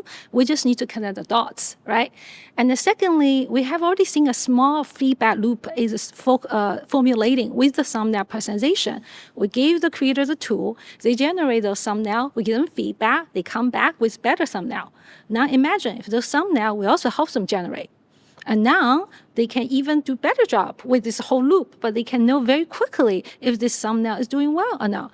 And meanwhile, the machine learning algorithm behind to generate and recommend it will get the feedback as well and get better over time. So I'm really excited about this potential future for discovery as well. So how far do you feel right now we are along the discovery vision? So if I said it goes from 0 to 100, when I know all of the stuff we're working on, and so I'll go first. I actually feel like we're 27% of the way. How do you both feel?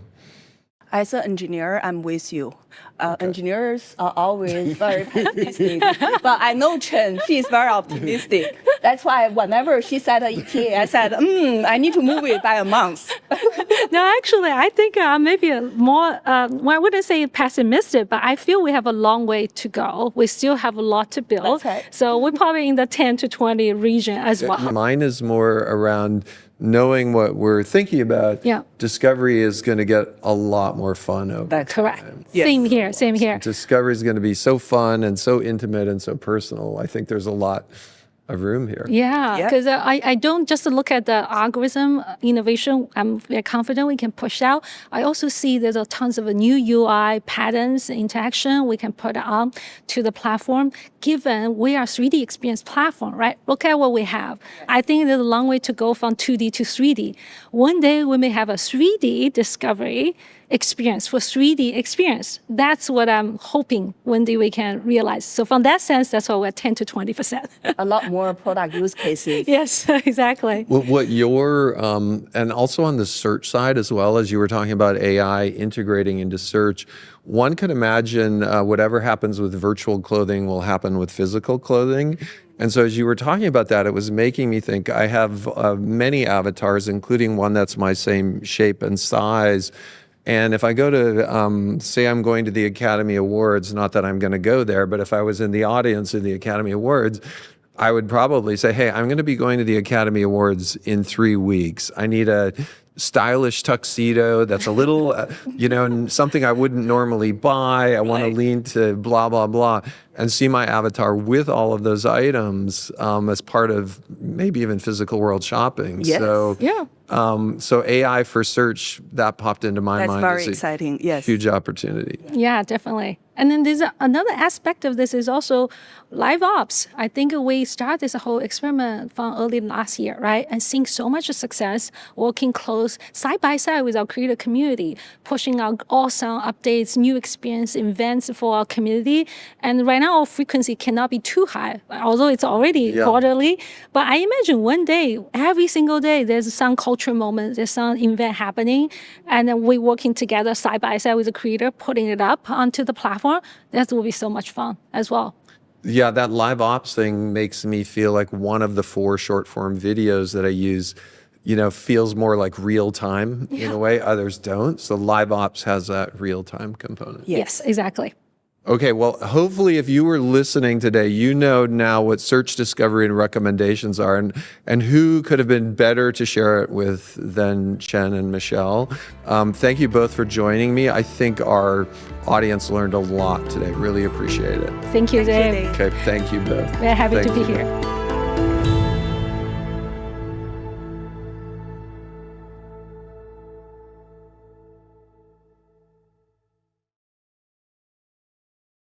Companies are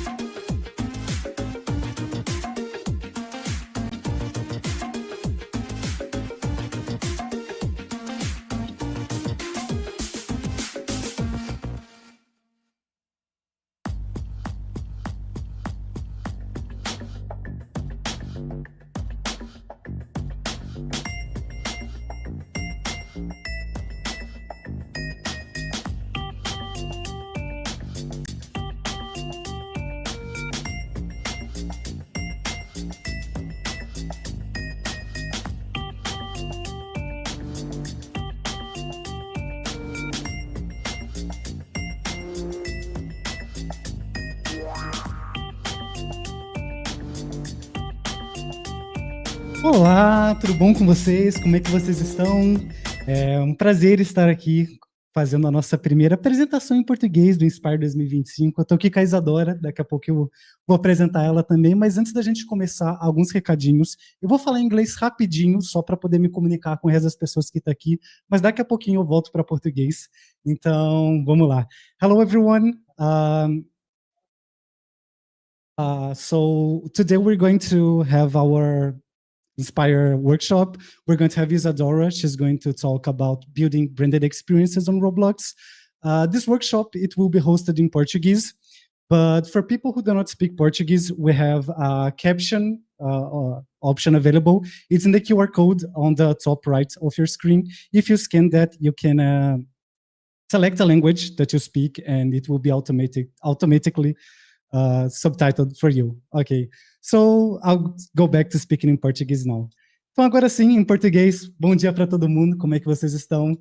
Eu tô aqui com a Isadora, de novo então, ela faz parte da Hermit Crab, e ela vai estar falando um pouquinho sobre como construir experiências de marcas na Roblox, né? Então, Isa, se você quiser falar um pouquinho aí. Bom, obrigado, cafezinho. Olá a todos. Meu nome é Isadora Wata, o pessoal me chama de Isa. Sou executiva de produto no estúdio da Hermit Crab. E hoje eu vou vir compartilhar um pouquinho com vocês de como é trabalhar com marcas dentro do universo de jogos. Tentei trazer um pouco do que envolve cada etapa e eu acredito que é um material muito mais como um guia que vai ajudar, principalmente quem está iniciando ou quer trabalhar com marcas dentro da experiência do Roblox. Tentei resumir do processo, desde o primeiro contato com a marca até a entrega final da experiência. A ideia desse guia é ajudar a clarear um pouco os caminhos e servir como um ponto de partida para quem quer criar experiências com propósito e conexão da marca com os jogadores, né. Falando um pouquinho aqui sobre mim, eu trabalho com games há 8 anos. Eu, nos últimos anos, foquei no desenvolvimento de experiências para as marcas dentro de plataformas UGCs, e ao longo desse tempo trabalhei com mais de 40 marcas de diferentes setores e tamanho, e se eu pudesse resumir um pouquinho o meu trabalho, eu diria que ajudar as marcas a se renovarem, né, a se conectarem com esse novo público. Então, vamos lá. Acho que a grande pergunta é essa, né? Por que que as marcas querem estar dentro do Roblox? O que exatamente elas estão buscando aqui, né? Eu diria que as marcas querem estar onde as pessoas estão se relacionando, jogando, criando, se expressando, né? E elas não querem mais apenas falar com o público, elas querem fazer parte dessa conversa. E no Roblox elas não são só espectadoras, né? Mas elas têm a chance de se tornar parte da comunidade, de verdade, conversar com o consumidor dela. Então é isso que as marcas hoje mais procuram quando a gente fala sobre experiência de marca, né.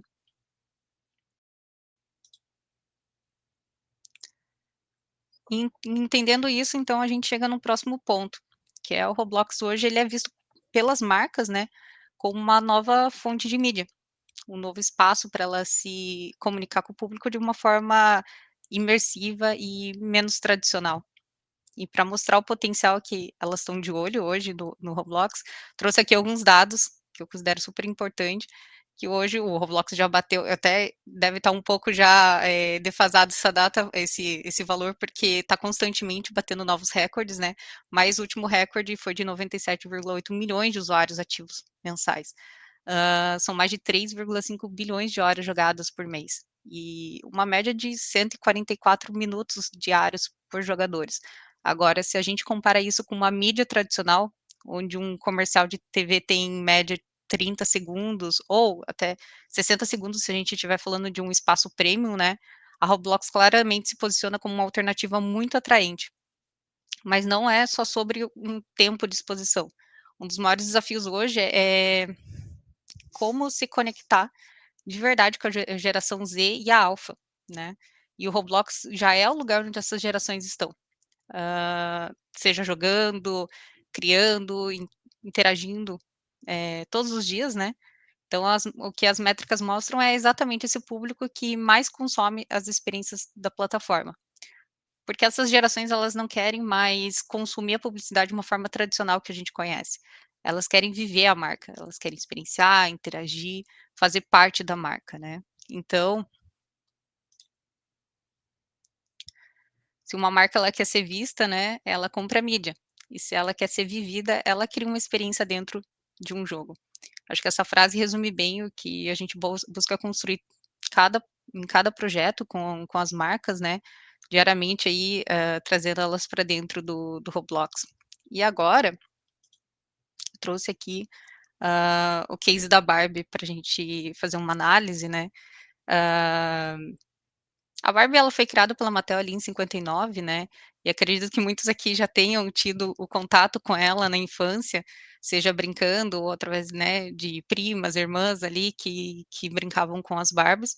E ao longo das décadas a marca ela atravessou gerações. Ela se tornou um ícone cultural e sempre demonstrou sensibilidade quando fez esse acompanhamento das transformações da sociedade. E foi exatamente isso que aconteceu quando ela criou o Barbie Dreamhouse Tycoon no Roblox. Muitos de vocês devem conhecer também. A marca, do meu ponto de vista, ela soube se posicionar, né, e manter a essência original do universo do jogo. Utilizou um formato super conhecido já pela plataforma, que é o Tycoon.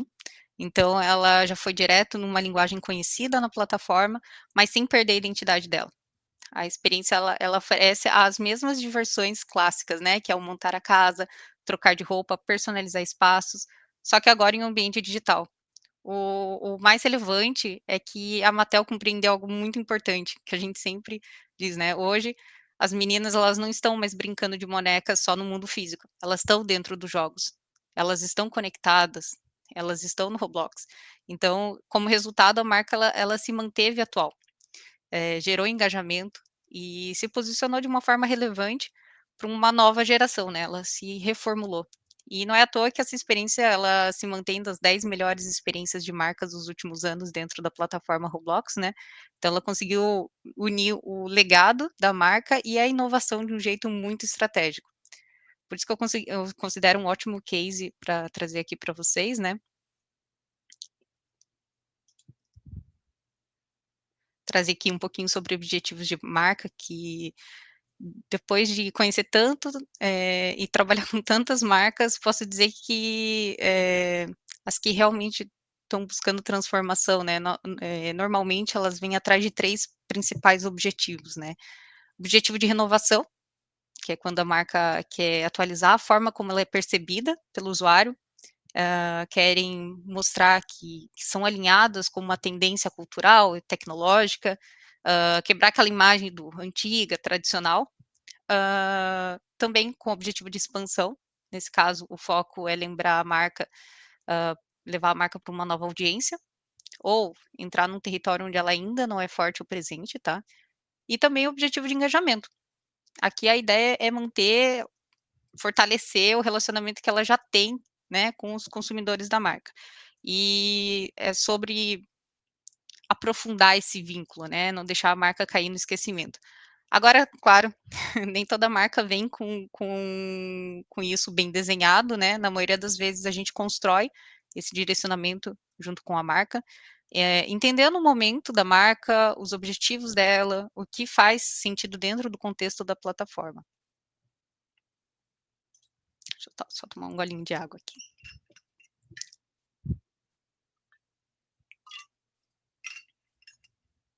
Então, antes de começar qualquer projeto, a gente precisa entender 3 pontos essenciais. O público, quem é o público da marca? Qual é a faixa etária? De qual região do mundo a gente está falando? A audiência da marca, a marca quer conversar com quem já conhece o produto? Ela está tentando alcançar uma nova audiência? Essa resposta muda totalmente a abordagem da experiência, né. Ou o mercado, qual a região do foco da marca? Hã, ela está mirando um público global ou quer atuar em mercados específicos, como Ásia, Latam, Europa?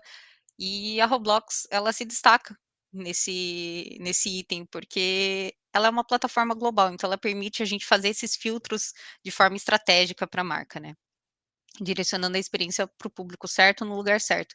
A gente tem aqui o exemplo do Atlético Mineiro, que é um time de futebol que fica em um dos estados brasileiros, mas o público dele abrange aí o Brasil inteiro. Então, o foco dele era Brasil, né, principalmente. Então, é você entender aonde está esse público que a marca quer atingir, né. Agora, entender um pouquinho também a identidade da marca, que é super importante para a gente conseguir fazer um bom material, né? Então, assim, a identidade da marca, ela tem 3 frentes principais. Os valores, é fundamental entender quais valores aquela marca carrega. Ela se posiciona como inovadora, foca em diversidade, inclusão, sustentabilidade. Agora, cada marca tem um curso próprio, né? E isso precisa estar refletido na experiência dela. As diretrizes da marca, toda marca trabalha com uma pipeline de identidade.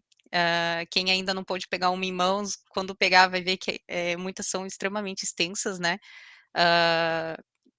E nesse material você vai ver desde paleta de cores, tipografias, posicionamento de logo, até o tom de voz. Então, pode parecer um pouco burocrático no início, mas é essencial para representar a marca de uma forma coerente e respeitosa com a história dela, né? E o tom da experiência. Aqui a gente fala sobre o clima que a experiência tem que ter. Ela deve ser divertida, educativa, de lançamento de um novo produto, de construção da comunidade. O tom define a narrativa e até mesmo o ritmo do gameplay, né? Se deve ser uma experiência mais lenta, mais ativa. E talvez o ponto mais importante de todos é trabalhar com a marca não é só colocar o logo no mapa. O tom, a narrativa e a estética, eles precisam estar alinhados com o universo da marca. E isso é tão importante quanto o gameplay.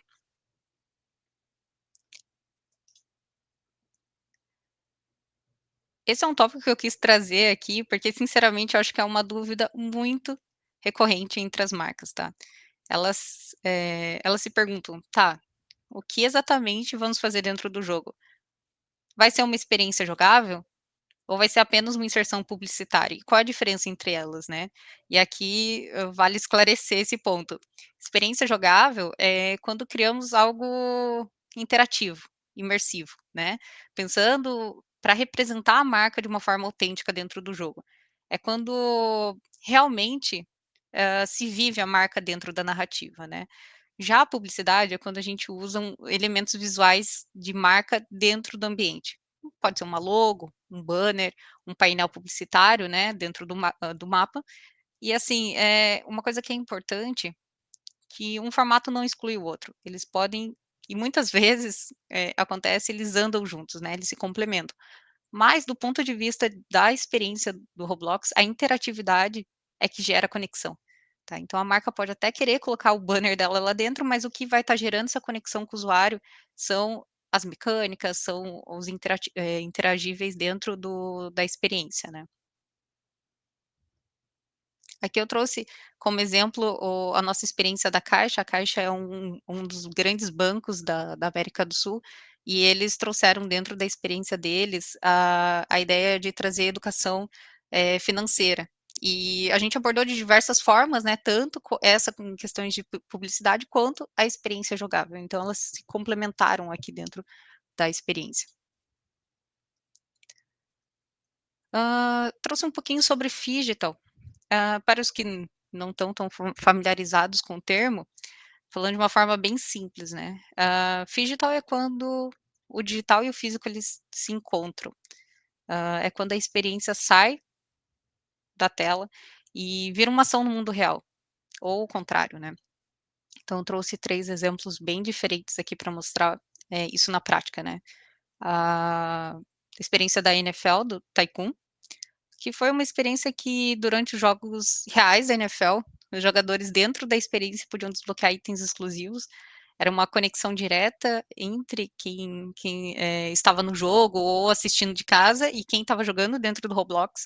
E isso criou um engajamento e ótimos resultados, né? Aqui é o case do Chipotle, que é super interessante, de um restaurante americano.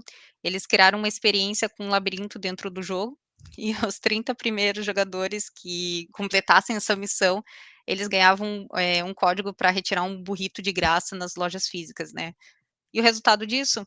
Um aumento significativo no fluxo de pessoas nos restaurantes.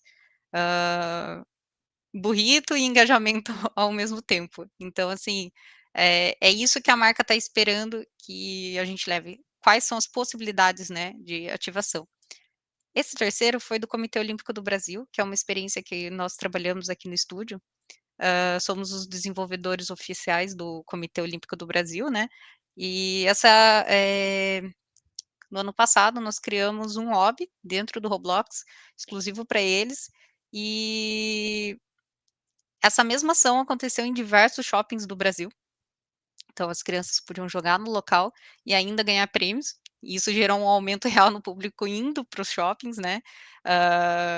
E foi super legal, teve bastante resultados nas mídias também, essa ação.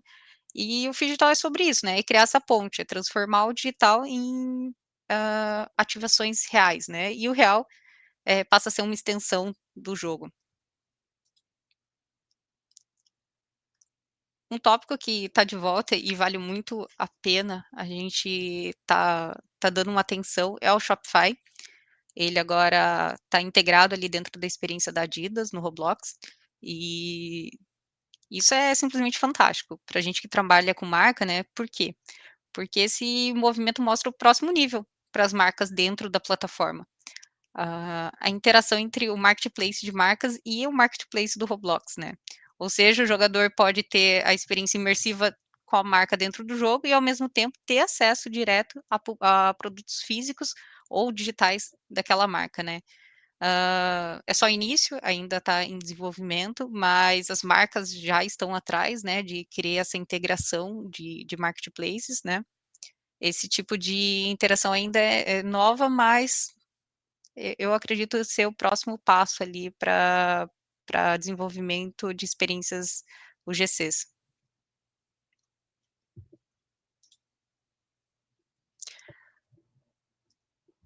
Trouxe aqui também uma ação que desenvolvemos entre o nosso estúdio e o Clube Atlético Mineiro, que é um time de futebol aqui do Brasil, e que mostrou que algo muito legal.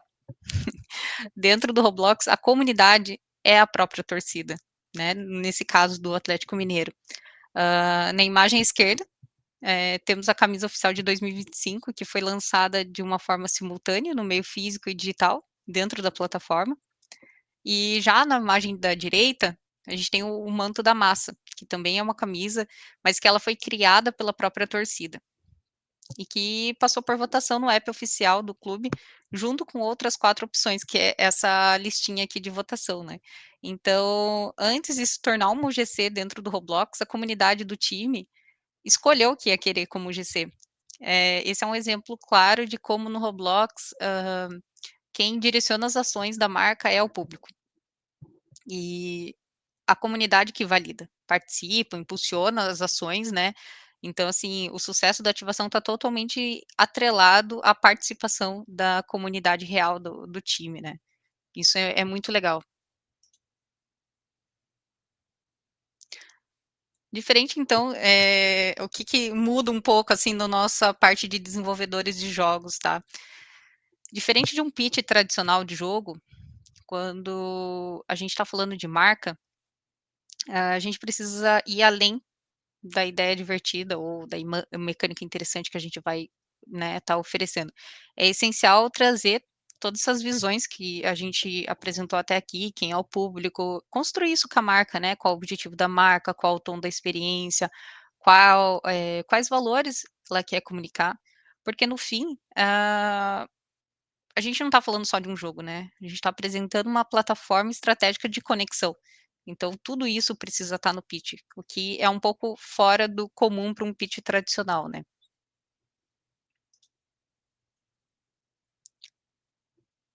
Esse slide aqui funciona quase como um checklist, então, essencial para quem quer trabalhar com marcas, né? Um pitch para marca precisa Então, e além do jogo, né, ele precisa deixar claro público, mercado, diretriz da marca, integração com produtos ou campanhas que a ação vai influenciar na experiência, ações digital, coleção GC que está sendo proposta, se ela vai ter vínculo com alguma campanha, comunidade como protagonista, como que vai ser ativada essa comunidade, como que a comunidade vai interagir, participar da experiência. Porque a diferença de uma experiência que está sendo criada do zero, uma comunidade de uma marca, ela já existe, então a gente tem que entender como ativar ela, né.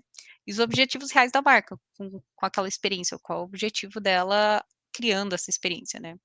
E aqui do lado eu trouxe um exemplo de resultado dessa construção com o Clube Atlético Mineiro, o projeto uniu comunidade, produto e a experiência digital, né.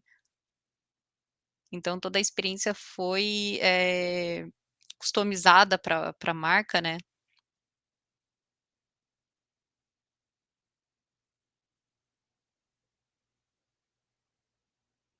Todos os itens foram escolhidos por eles.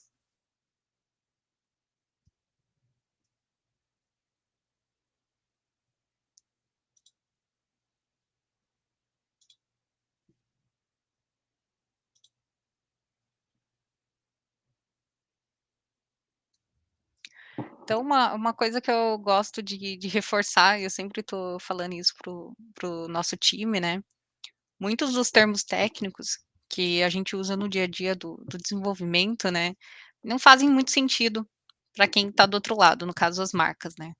Então é fundamental que a gente explique tudo de uma forma clara, acessível, que seja universal essa linguagem, né. Então, nada de pitch cheio de jargão ou sigla sem contexto que só um game designer vai entender, tá. O nosso papel é traduzir o potencial da experiência de em uma linguagem que faça sentido pra marca. No caso, qualquer pessoa tem que conseguir ler esse material e entender, porque quando a marca entende, ela engaja. E quando ela engaja, ela aposta. Então, tudo ficando claro, com certeza a marca vai engajar, em todo o processo de desenvolvimento. Aqui é um slide de pergunta. Perfeito. Então aqui, gente, para quem está acompanhando, a gente tem um QR Code aqui embaixo também, que é para vocês poderem responder essa pergunta aí. A gente vai dar um tempinho para vocês poderem responder. E lembrar vocês também que caso vocês tenham alguma pergunta, vocês podem ir mandando no chat, que a gente vai estar coletando pergunta para Isa, no caso, né? E no final a gente vai estar fazendo essas perguntas para ela. E aí a gente vai ter esse momento, né, de troca aí de informação. É isso, basicamente, né?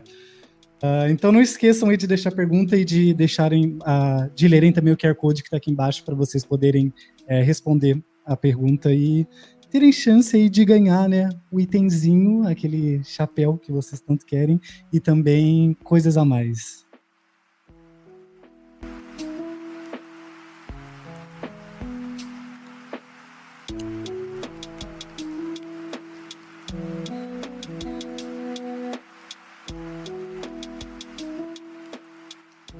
Perfeito. Então acho que a gente já tem o tempo suficiente aqui. Quiser continuar, Isa? Beleza, bora lá. Então aqui falando um pouquinho da produção, né, para fechar aqui, eu trouxe de uma forma bem rápida alguns pontos que eu considero fundamentais, para o sucesso do desenvolvimento da marca, porque desenvolver com marca não é desenvolver de um formato tradicional, né. Então você precisa ter milestones bem definidos desde o início, considere os marcos importantes para a marca, né, como o lançamento de um novo produto ou uma data de evento em que o jogo precisa ser apresentado, né. Esses prazos são não só internos, eles fazem parte de um plano maior da marca, né, então você vai ter que seguir essas diretrizes. Saiba trabalhar também com times multidisciplinares, além da equipe de desenvolvimento, vocês vão interagir com áreas muitas vezes novas para vocês, como o jurídico, financeiro, marketing, e até fornecedores externos dessa marca, né. Cada um com as suas prioridades, né, ritmos e exigências, né. É um ecossistema bem diferente de um projeto 100% indie. E por fim, crie rituais, né, de alinhamentos e aprovações. Se prepare para lidar com muitas camadas de validações. É normal, tá? São várias pessoas envolvidas em diferentes níveis de decisão. O mais importante é entender que a marca quer se sentir incluída no processo. E quando ela se sente parte da construção, né, os resultados tendem a ser mais legais, tanto para o jogador quanto para o negócio da marca, né? E como medir esse impacto, né? A gente aqui chega no ponto central para a marca, né? Entender o que deu certo e principalmente o que não deu certo. Esse segundo ponto é tão importante quanto o primeiro, porque é aí que entra o papel dos dados. Você precisa trazer uma combinação de analytics e cruzamentos estratégicos usando fontes como próprios dados da experiência, né? Qual faixa etária de jogadores o jogo realmente atingiu, né? Região de origem, tempo médio de retenção, super importante, volume de impressões, performance de cliques em campanhas, se houver, né, investimento em ads nessa experiência, dados externos como alcance de ações com influencers, resultado de ativações nas redes sociais, engajamento com conteúdos de campanha. Tudo isso precisa ser organizado em formato de relatórios claros, né? Porque esses dados eles vão ajudar a marca a tomar decisões, seja para seguir com um update, ajustar uma feature ou até repensar a estratégia de comunicação dentro da plataforma. No fim, é isso que transforma um projeto de marca que seja bem sucedido no final, né? Medir, entender e evoluir com base nesses resultados adquiridos. Cafezinho aqui, a gente tem mais uma pergunta. Perfeito. Então, de novo aqui, o QR Code para vocês poderem responder a pergunta. A gente vai dar um tempinho também. E é isso aí. Vamos ver.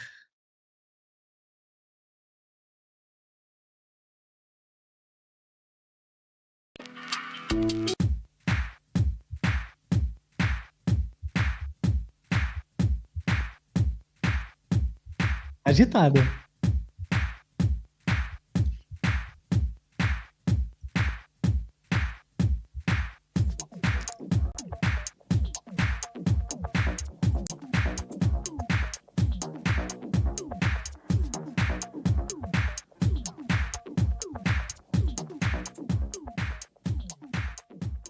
E só lembrando também, fazendo uma correção rápida, que no final da apresentação a gente vai ter um outro QR Code, na realidade, para vocês poderem mandar as perguntas, tá?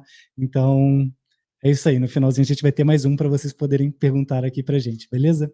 Então, agora sim, pode dar sequência, Isa. E por fim, vamos falar um pouquinho aqui de ecossistema, né? A marca ela precisa tomar uma decisão estratégica. Ela quer criar uma experiência pontual de uma única season, com início, meio e fim, pode ser atrelada a uma campanha específica, ou ela quer investir em algo a longo prazo, né? Que se transforme num ecossistema vivo. Esse ecossistema seria capaz de se autoalimentar com novos conteúdos, atualizações, eventos e colaborações. Esse direcionamento muda tudo.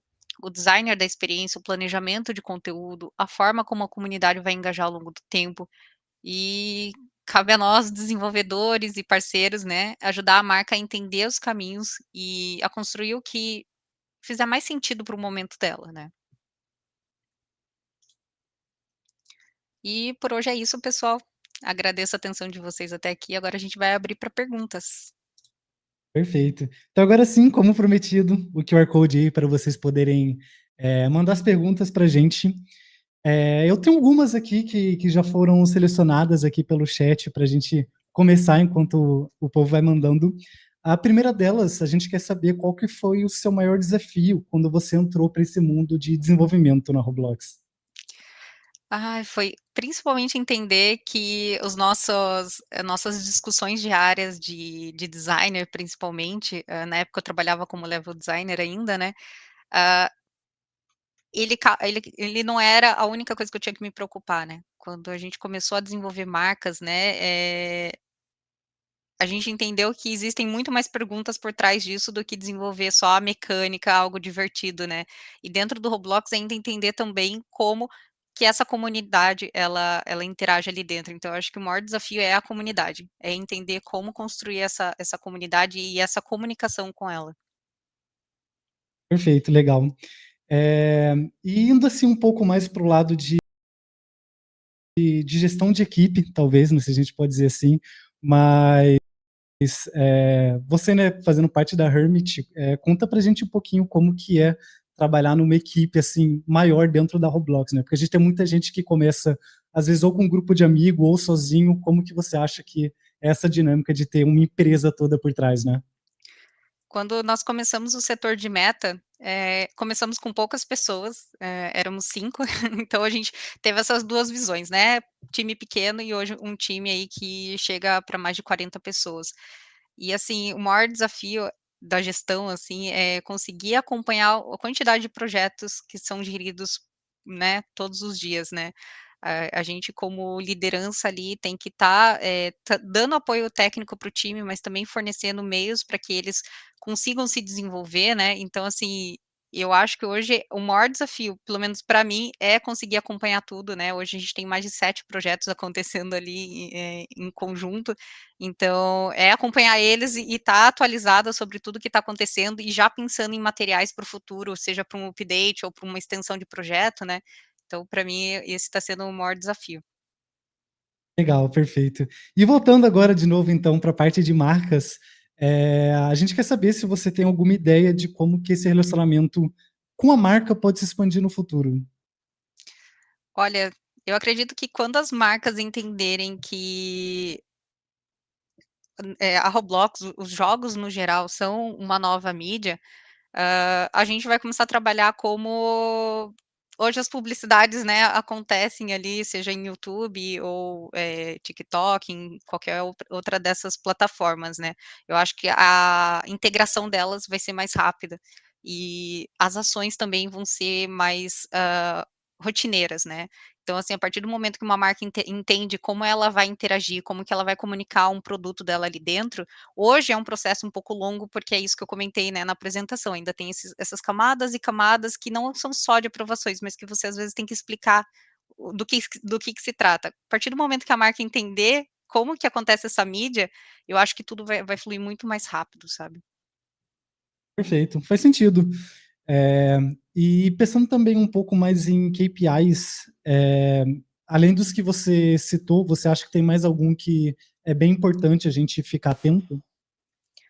Olha, hã com certeza, para a marca, assim, a faixa etária é bem importante, porque isso pode ser também um validador para ela. Às vezes ela está com um produto que ela imagina que vai fazer sucesso para, exemplo, jovens de 12 a 14 anos, mas dentro do Roblox acabou fazendo muito sucesso entre crianças de 8 a 10 anos. Então, é legal trazer esse tipo de dado, parece um dado simples, porque a gente tem acesso a ele muito facilmente dentro da plataforma Roblox, mas para a marca isso é um validador.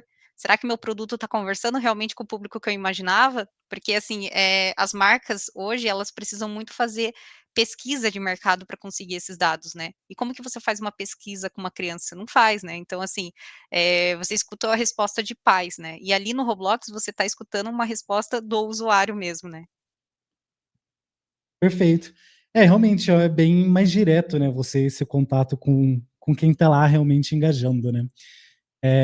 E pensando agora num evento, por exemplo, uma ativação de marca, alguma coisa assim, você acha que é possível você ter no mesmo evento diferentes marcas juntas ou diferentes recompensas no mesmo evento? Sim, com certeza. Tem algumas marcas, né, que já estão trabalhando em conjunto. No ano passado, na Gamescom, ah, Gamescom Latam, né, nós levamos algumas experiências E junto com elas, assim, já eram experiências com marcas, mas outras marcas quiseram participar daquela ação específica. Então, a gente teve ali algumas marcas, principalmente de doces, que quiseram entrar, né, e nos deram até brindes para estar dando ali para o pessoal, acho que você até estava lá também, né. Então, assim, é Uhum. muito legal porque as marcas, elas percebem que elas não estão competindo, mas que elas estão somando umas às outras, sabe. E é um ecossistema bem bacana, assim, que está se formando. Perfeito, legal. Realmente, aqueles docinhos, levei pro hotel depois, fiquei comendo a noite inteira. Sim, até Mas dentro desculpa, só, uhum. né, encorpando um pouco, a própria ação que a gente fez do Comitê Olímpico do Brasil, que foi dentro dos shoppings da Allos, né, que é uma rede de shoppings bem grande aqui na América Latina, ela também teve outras participações ali de lojas que engajaram e que quiseram estar presentes, então a gente colocou a logo de todas elas ali dentro da experiência, então a criança que estava ali jogando a experiência do COB, né, com o Jing ali, que é o mascote, também estavam vendo as marcas de dentro do shopping, né. Justo, é uma exposição para todo mundo, né, acho que todo Sim. mundo quer sair ganhando, sai ganhando. E então quando a gente trabalha com uma marca, eu imagino que isso vai variar de marca para marca, mas como que eles controlam esse conteúdo? Você acaba ficando mais da criatividade da equipe, ou eles normalmente têm algumas exigências que eles fazem para essa experiência? Depende muito da marca, né, vou usar de exemplo a Caixa, que está lançando agora a sua terceira etapa, o que chegou para nós: "Olha, nós queremos falar sobre educação financeira. Como que a gente faz isso dentro do Roblox?". E do nosso lado, claro que a gente quer que seja divertido, né, que a gente sabe que é isso que vai engajar o jogador. Então assim, tá, como que a gente aborda de uma forma divertida a educação financeira. E eles foram super abertos, assim, às ideias, porque eu vejo do lado das marcas que eles, se colocam na posição de pessoas que: "Olha, não entendo sobre o que que as crianças gostam ali dentro, então eu vou ouvir vocês". Eu acho que, assim, a gente está se deparando com muitas marcas que sabem ouvir. Os nossos maiores desafios com as marcas são os processos de aprovação mesmo, porque eles se preocupam, às vezes, com os detalhezinhos, assim, que, se fosse um projeto nosso, talvez não tivesse essa preocupação, mas para eles tem. Exemplo da Caixa, se a logo está um pouquinho mais para a esquerda que para a direita, se ela está centralizada, se o personagem que a gente modelou tá representando mesmo aquele mood que eles queriam, sabe, são pequenos detalhes. Agora, quanto às ideias que a gente está levando de jogos, eles estão sendo super abertos. Legal, bacana. E pensando nisso daí, teve alguma coisa que foi o maior desafio para vocês enquanto vocês trabalhavam com uma marca? Teve da Não época precisa ser do super específica, né. teve um HQ que a gente trabalhou, bem famoso aí, do The Walking Dead, e que a gente teve que refazer o level, assim, umas 10, 12 vezes, porque eu tinha que abordar realmente um slice específico do HQ, né, então, não podia fugir da história, então tinha que ser muito detalhado, e a gente teve que refazer e refazer até alcançar o que os escritores queriam. Eu acho que ali foi um um belo desafio, mas ficou muito legal. Sim. Eu imagino que trabalhando com isso, você tem até a questão dos fãs, né, que às vezes quando você tem uma adaptação que não é 100% fidedigna, você acaba upsetting, né, você acaba irritando um pouco a galera que curte a obra, então acho que realmente é algo que tem que ter um carinho Totalmente. especial. Sim. E pensando no futuro, você tem qual que seria o seu maior desejo, assim, trabalhando com marca? Qual que seria tipo: "Putz, cheguei aqui, agora eu tô no topo do mundo", sabe? Uau! Que pergunta. Deixa eu ver.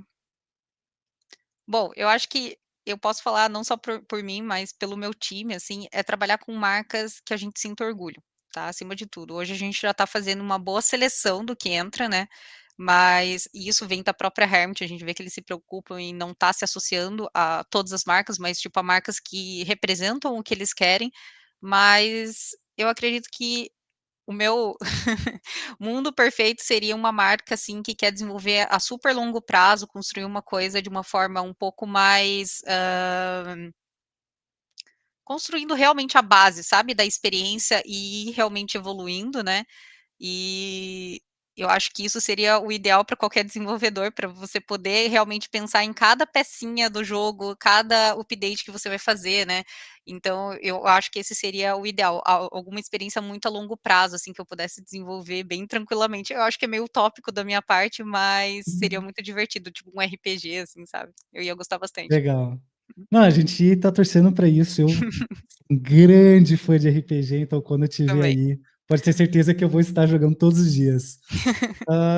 E já que a gente está um pouco mais nessa parte aí de high level, assim, de desejos, tem uma pergunta aqui que eu acabei pulando, mas eu vou voltar para ela, que o que é que mais te motiva quando você está criando, quando você está trabalhando? Acho que é ver o resultado final. Eu Quando eu migrei para essa parte mais de produto, foi bem difícil, porque eu venho do level designer, que é uma coisa que eu amo também, né, mas o produto eu ainda não entendia direito, até ir na primeira feira e ver as crianças fazendo uma fila, assim, brigando pelo jogo, eu acho que é esse é o nosso público final, sabe, é você ver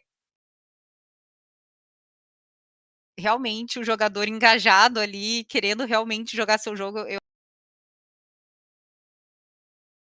eu acho que não tem nada mais satisfatório que isso. E não Perfeito, é bacana. só para falar bonito, realmente é uma sensação muito viciante. Não, eu concordo plenamente. Pensar em entregar alguma coisa que as pessoas vão se divertir, eu acho que é muito bacana, é realmente bem gratificante. E indo já para as perguntas finais, a gente quer trazer um pouquinho da sua expertise para dar algumas dicas para as pessoas.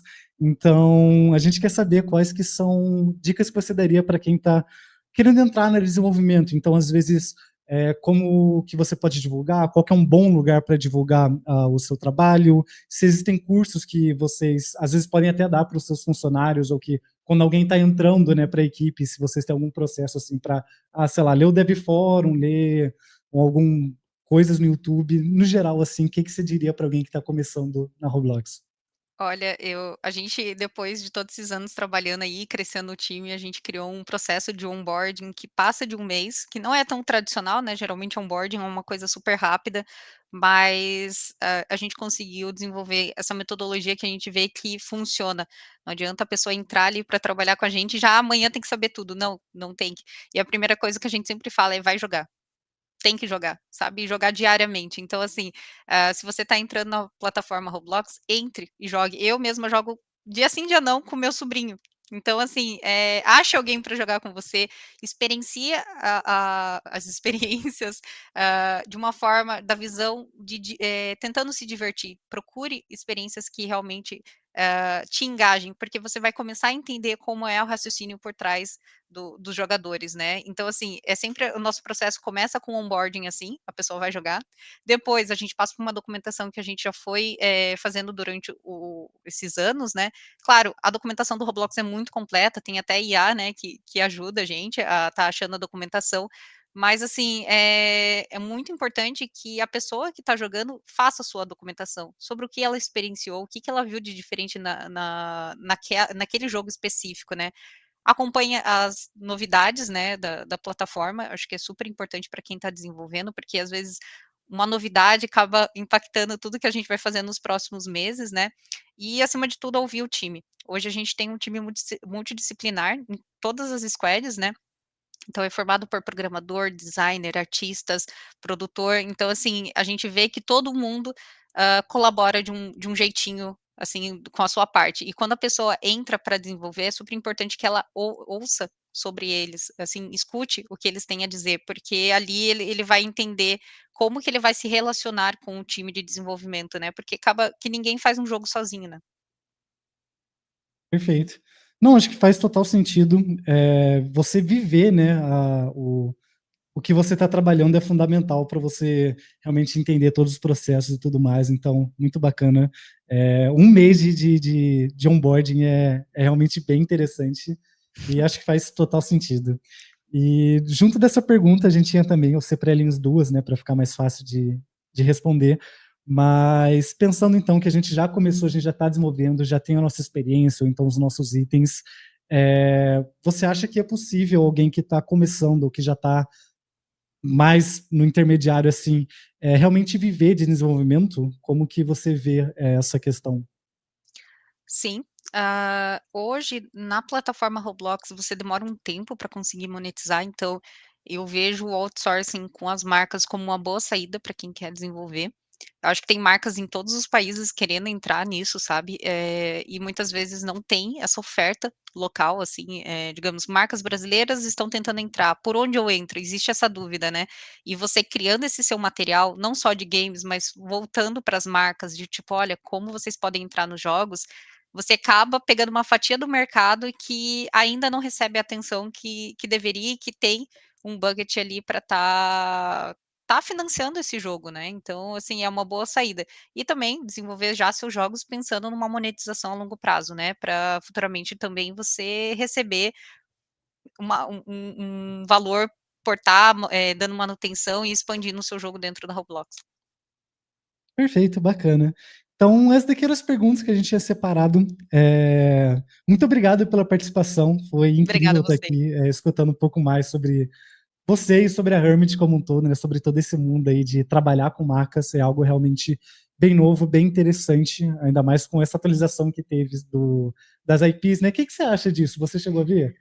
Sim, eu adorei, é uma coisa que eles sempre nos perguntam: "Tá, como que a gente é verificado lá dentro?", né, então, assim, Uhum. antes não tinha como, quer dizer, tinha, né, depois de você alcançar um certo nível ali de engajamento, mas agora tendo essa verificação, nossa, facilita muito, né, porque, assim, muitas marcas nos perguntam: "Tá, mas lá já tem material feito da nossa marca e que não é autorizado". "Tá, mas o seu vai ter a verificação", sabe, então isso ajuda demais a gente não só a negociar com as marcas, mas para mostrar para elas que a Roblox ela tá preocupada com isso, sabe, com essa segurança da IP também. Perfeito, bacana. E agora sim, acabou as perguntas. Veio essa de cabeça de última hora. Mas então é isso, obrigado de novo. Tem alguma coisa que você quer dizer assim no final para todo mundo? Mandar Ah, um oi pra mãe: "Oi mãe, tô na Roblox", alguma coisa assim? Oi Arthur, na verdade, meu sobrinho aí que joga comigo, todo mundo lá da Hermit que estiver assistindo ou que for assistir depois. E também, caso fique alguma dúvida para alguém, pode me procurar, seja no LinkedIn ou através do meu nick ali que eu deixei da Roblox, pode me mandar qualquer pergunta que se eu puder eu ajudo. Perfeito. Então é isso, gente, muito obrigado. A gente vai ficar por aqui, mas não se preocupem, porque a gente vai ter mais eventos aqui no Inspire. Hoje, infelizmente, não tem mais nenhum em português, mas no dia 6 a gente vai ter o Enderwin falando um pouco sobre o AI, então o cafezinho que vos fala estará aqui de volta, mas não se preocupem, temos várias outras coisas em várias línguas que a gente vai ter a legenda, então esperamos ver vocês em breve. Obrigado, gente. Tchau, tchau. Tchau, tchau.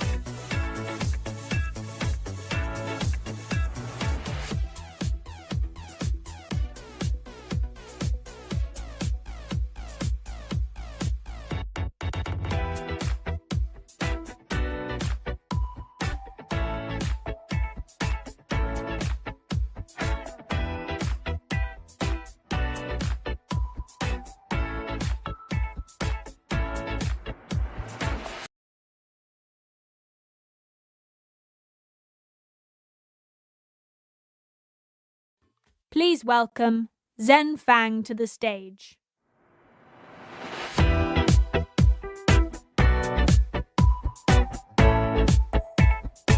Everybody, welcome to day 2 of RDC. Hope everyone here is having a great time. I know I am. First, I want to give everyone a little introduction of myself. I'm Zen Fang, and I lead international here at Roblox. I've been here for about 2 years leading international growth. And prior to being here, I spent about 13 years at Facebook working on various roles around international expansion and platform growth as well. So I'm super excited to be here today. Today we're going to be talking about building for international markets. In this session, it's going to be divided into 2 different segments. In the first segment, I'm going to cover a little bit more about where our international growth lies today and where our future opportunity lies on the platform, as well as how you as developers can start taking advantage of that market. In the second half of the presentation, we're going to invite up a couple of our developers up on stage with us where they can share with you on how they've incorporated some of these learnings and expanded their experiences globally.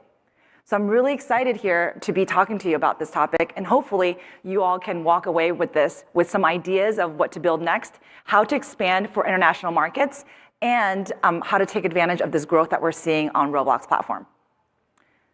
So first, let's take a look at where our global growth is coming from right now. As you can see, this is an extension of maybe something you saw yesterday on our keynote, where you'll see that our global growth is going really well throughout the world, even outside of our core markets of US and Canada. Actually, the growth right now, our daily active users on Roblox right now, over 80% of that is coming from outside of US and Canada. And we're seeing tremendous growth across Asia, Latin America, and Europe as well. And this means Roblox is already an international platform today and will be even more so in the years to come.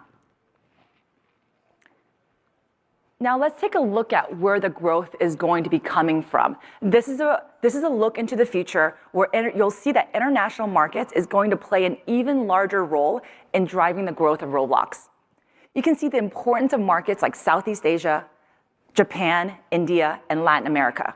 And together they represent opportunities for not just user growth, but revenue upside for you and your experiences as well. And efforts across Roblox are happening right now to accelerate and capture this growth, ensuring that you, our developers, have access to these markets. So as Roblox further grows and expands in these markets, so will your addressable market. This session is meant to help you understand what we can do to take advantage of this rapid growth and, and see how you can take that into growth of your experiences as well. Oh, one thing I forgot to note on that slide is those are just, it's not a projection, it's just an illustration of where our growth will be maybe coming from in the years to come. So moving on to our next section, where I'll cover a couple of content genres that we think are really interesting for our international users. You may have seen content genres being mentioned in our keynotes yesterday of how we're thinking about content genres and the opportunities on Roblox. And in this session here, I will go into 4 different content genres that we think are in particular interest for international markets. So now let's take a look at the first content genre I want to highlight, which is open world action. Now, what is open world action? These are games that allow users to explore immersive worlds, complete missions, and engage in quests or challenges. In Q2 of this year, users searched for open world games over 14 million times, with India showing particular high interest. Users are eager for this type of content, but often struggle to find the exact Roblox game to play. So this could be an interesting genre for you to explore as you think about your international and global expansion plans. Next genre I want to highlight is sports. As we all know, a lot of us play sports, we watch sports, we enjoy sports in many different levels. And this category offers a very wide, diverse experience set due to the wide range of popular sports available and also the gameplay styles. As you can see, there's some realistic simulation games in sports to arcade-like simplified games. Sports, especially localized sports, perform really well on Roblox. in international markets such as Japan, Brazil, and South Korea, to name a few. In Brazil, soccer is very popular, better known as football. I think it's known as football in the rest of the world.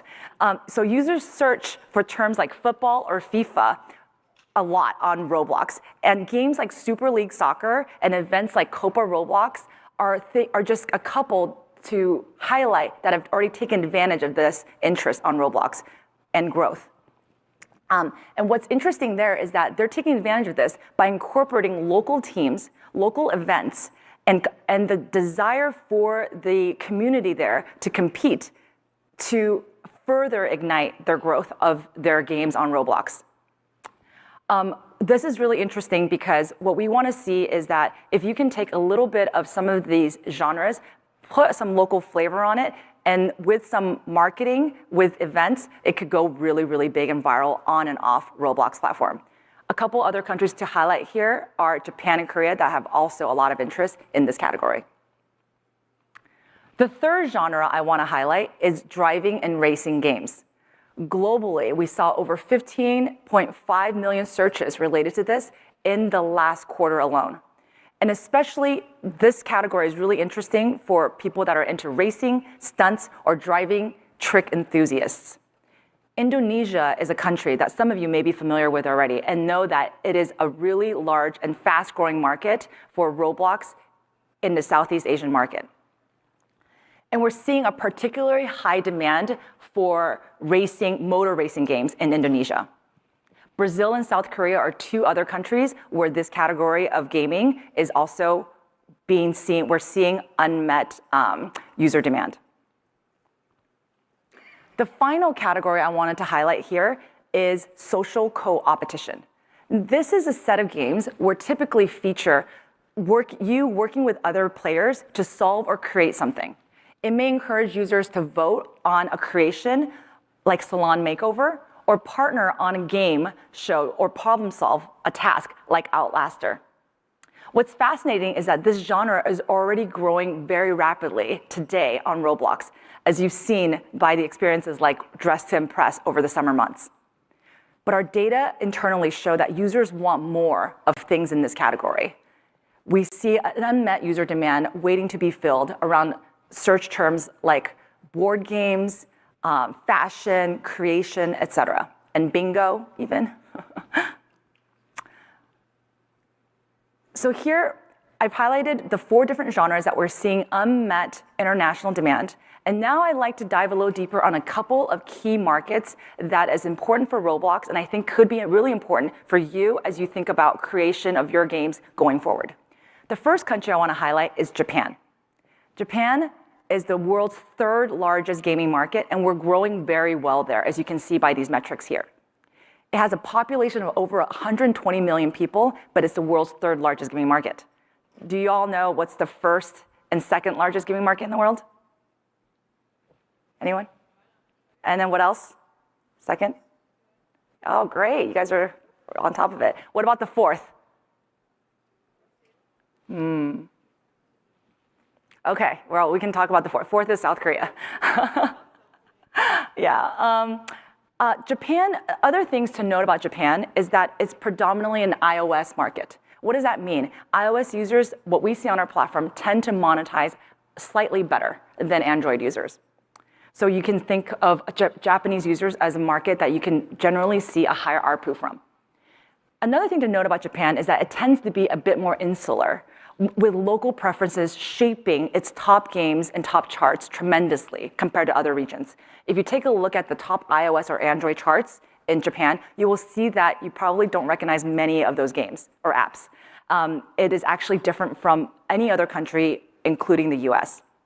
And that tells you that there's a strong preference for local content and local culture in the Japanese market.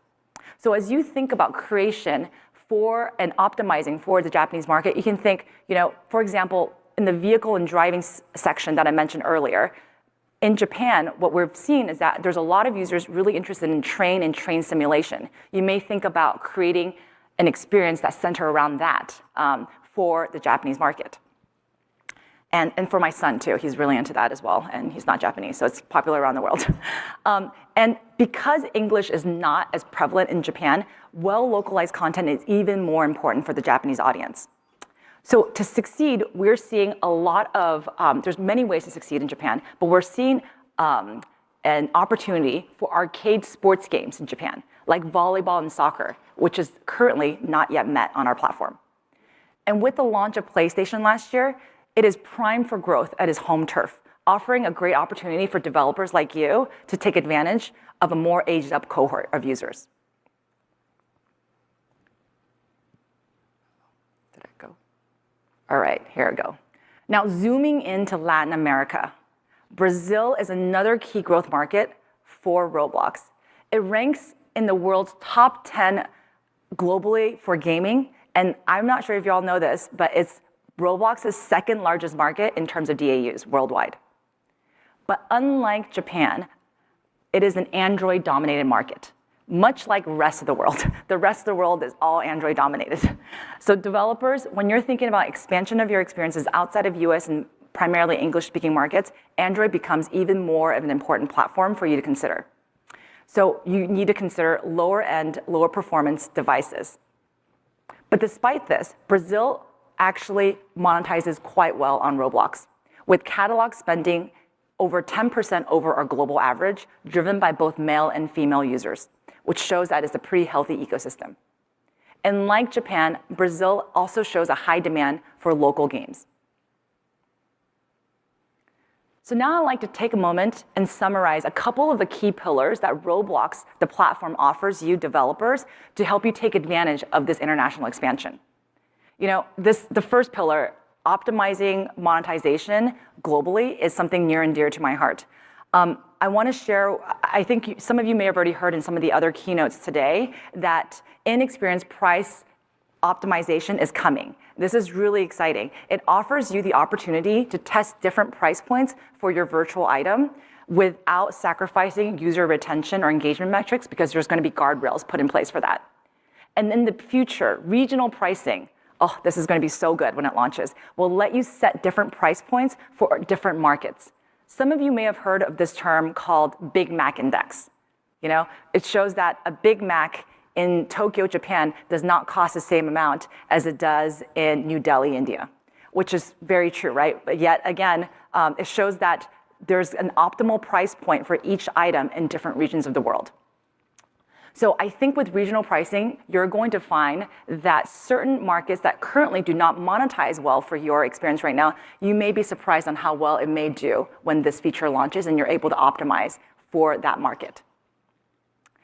The next pillar I want to highlight is automatic translations. I'm sure many of you in this room, if not all of you, are already very familiar with this, so I won't go into very much detail here. But one cool thing that's launching here is text chat service, which is an API that allows you in real time to dynamically load text for automatic translation. This is very helpful for things that are like loaded in, that's not easily scraped by our current services.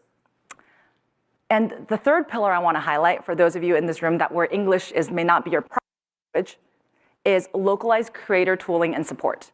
We've already launched studio support recently in German and in Vietnamese, and we're looking forward to supporting this in Thai, Indonesian, Polish, and Turkish soon.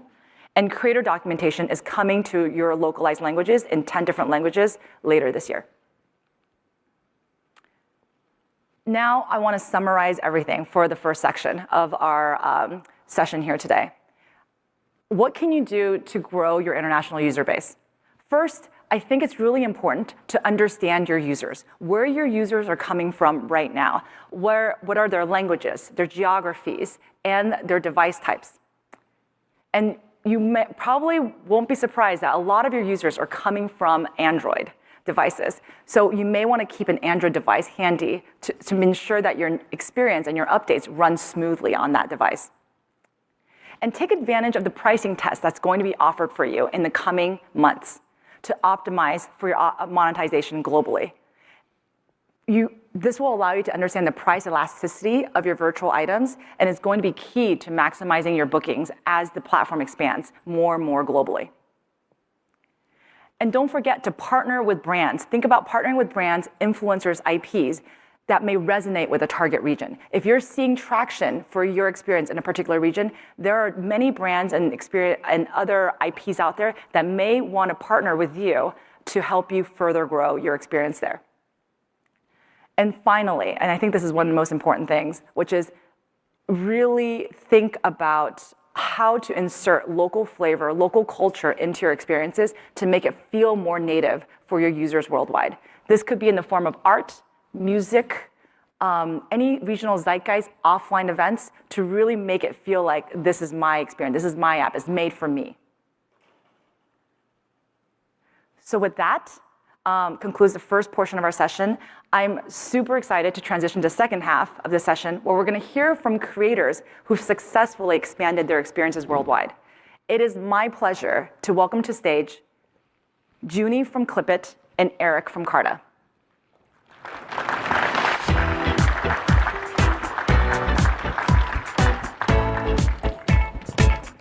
Eric. Thanks, Junie. Great. Awesome. I'm going to make sure everything is placed right. Okay. Super excited to have you both here join us on stage today. Thank you, Eric, and thank you, Junie. So first, before we get started, I would love to hear a little bit about both of you.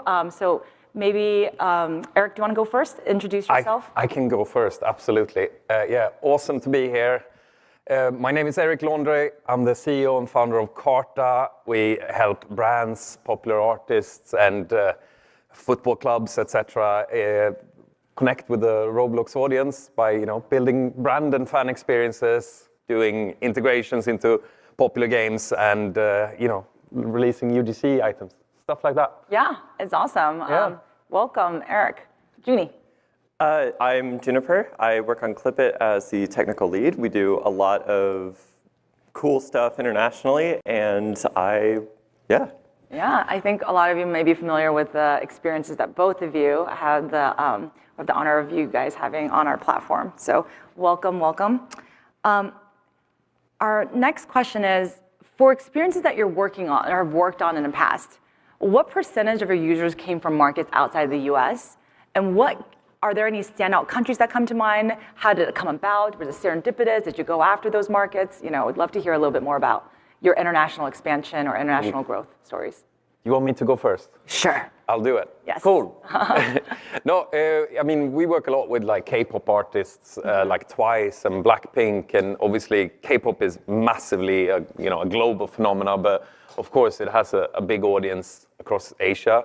But yeah, standout countries with those experiences, I would say, are like Indonesia, Philippines, but also Mexico and Brazil are have big percentages. And yeah, we are one of our sort of big brand. I'm repping here today. I realized that Hugo, which is one of the brands under Hugo Boss, is one of our big clients that we work on, and for them, the focus is very much sort of US, but also Germany and UK, and I'm super happy that we managed to actually have a very sort of Germany and UK audience, which can be when you work with brands, it's actually sometimes a bit of a challenge to deal with the global nature of this incredible platform, because we actually don't want to reach everyone. We want to reach targeted audiences. Yeah, that's really interesting. I think that's probably unique to like branded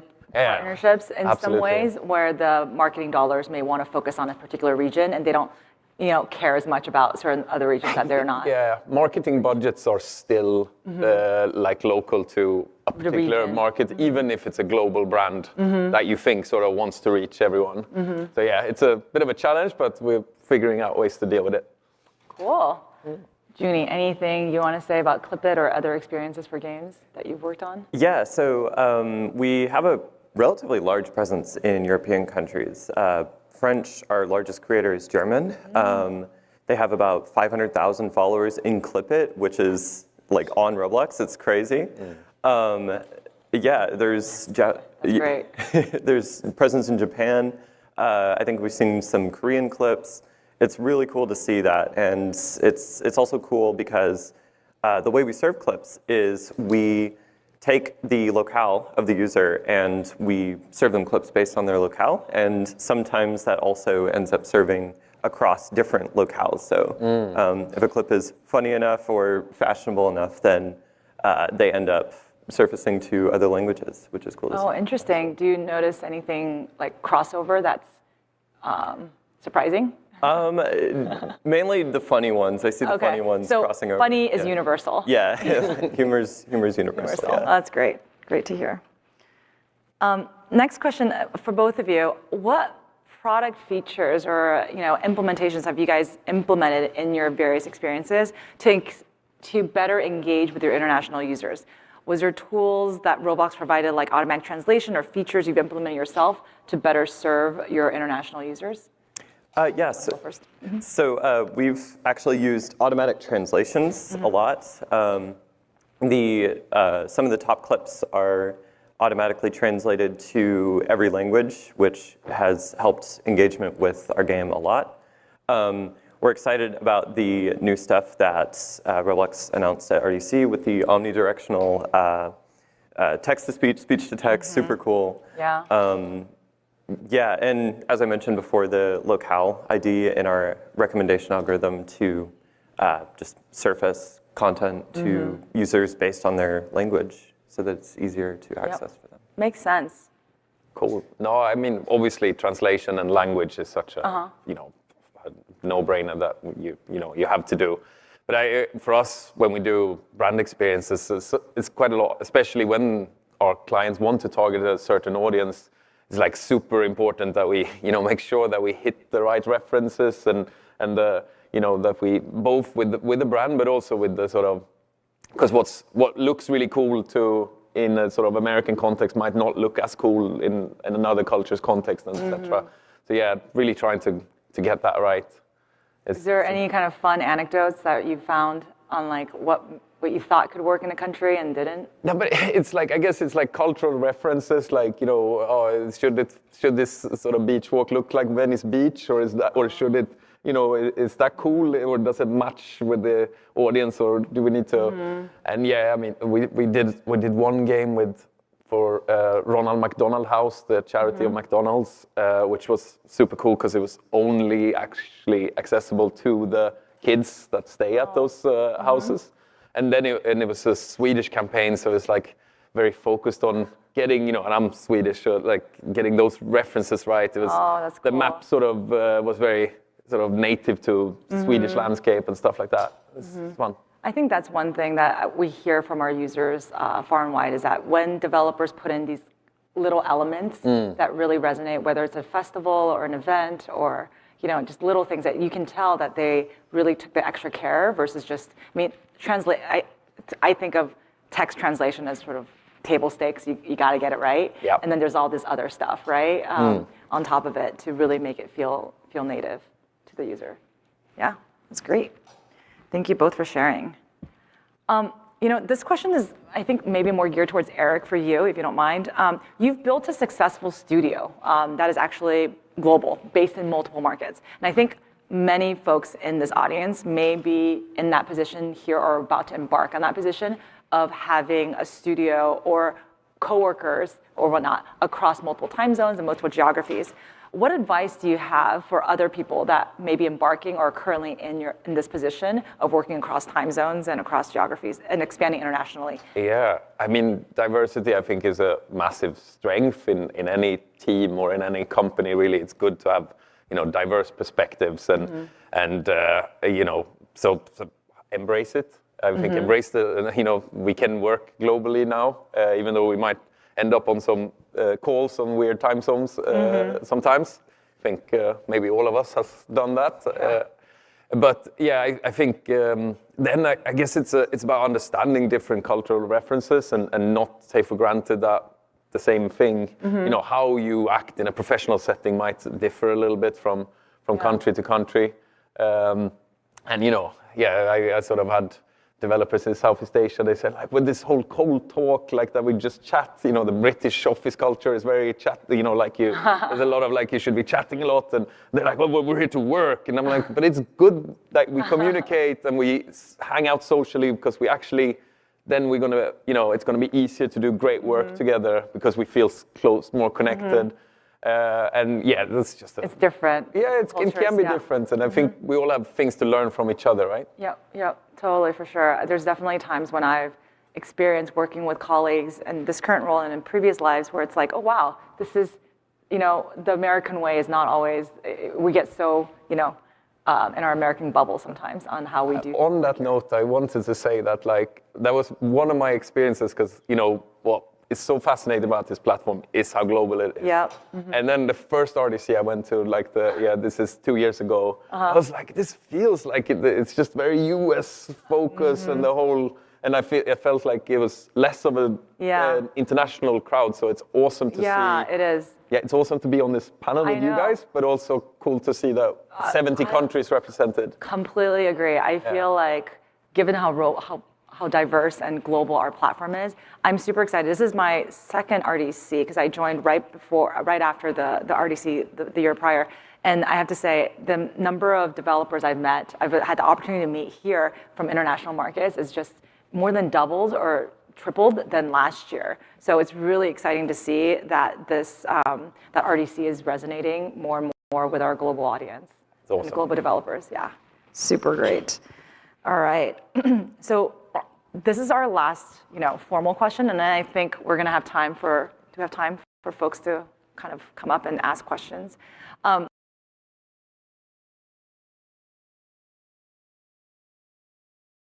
How much attention do you pay to performance on Android devices? And how do you think about Android devices, especially lower end devices? Is it something that guides your content decisions that you make? Curious on how you guys think about it, since Clipit is so global and is popular globally. Yeah, so Android is at the center of our focus with every performance consideration that we have. Our team actually has a budget for low-end Android and iPhones, just so that we make sure that even if we think on paper it's working, that it actually does work. Since a lot of our audience is from other countries and Android is prominent in other countries, we want to make sure that we give them the best performance possible. There's a lot of optimization, hacks that we do to make sure that stuff loads and works well on Android. We hide models, but don't reparent them, and just a bunch of different stuff.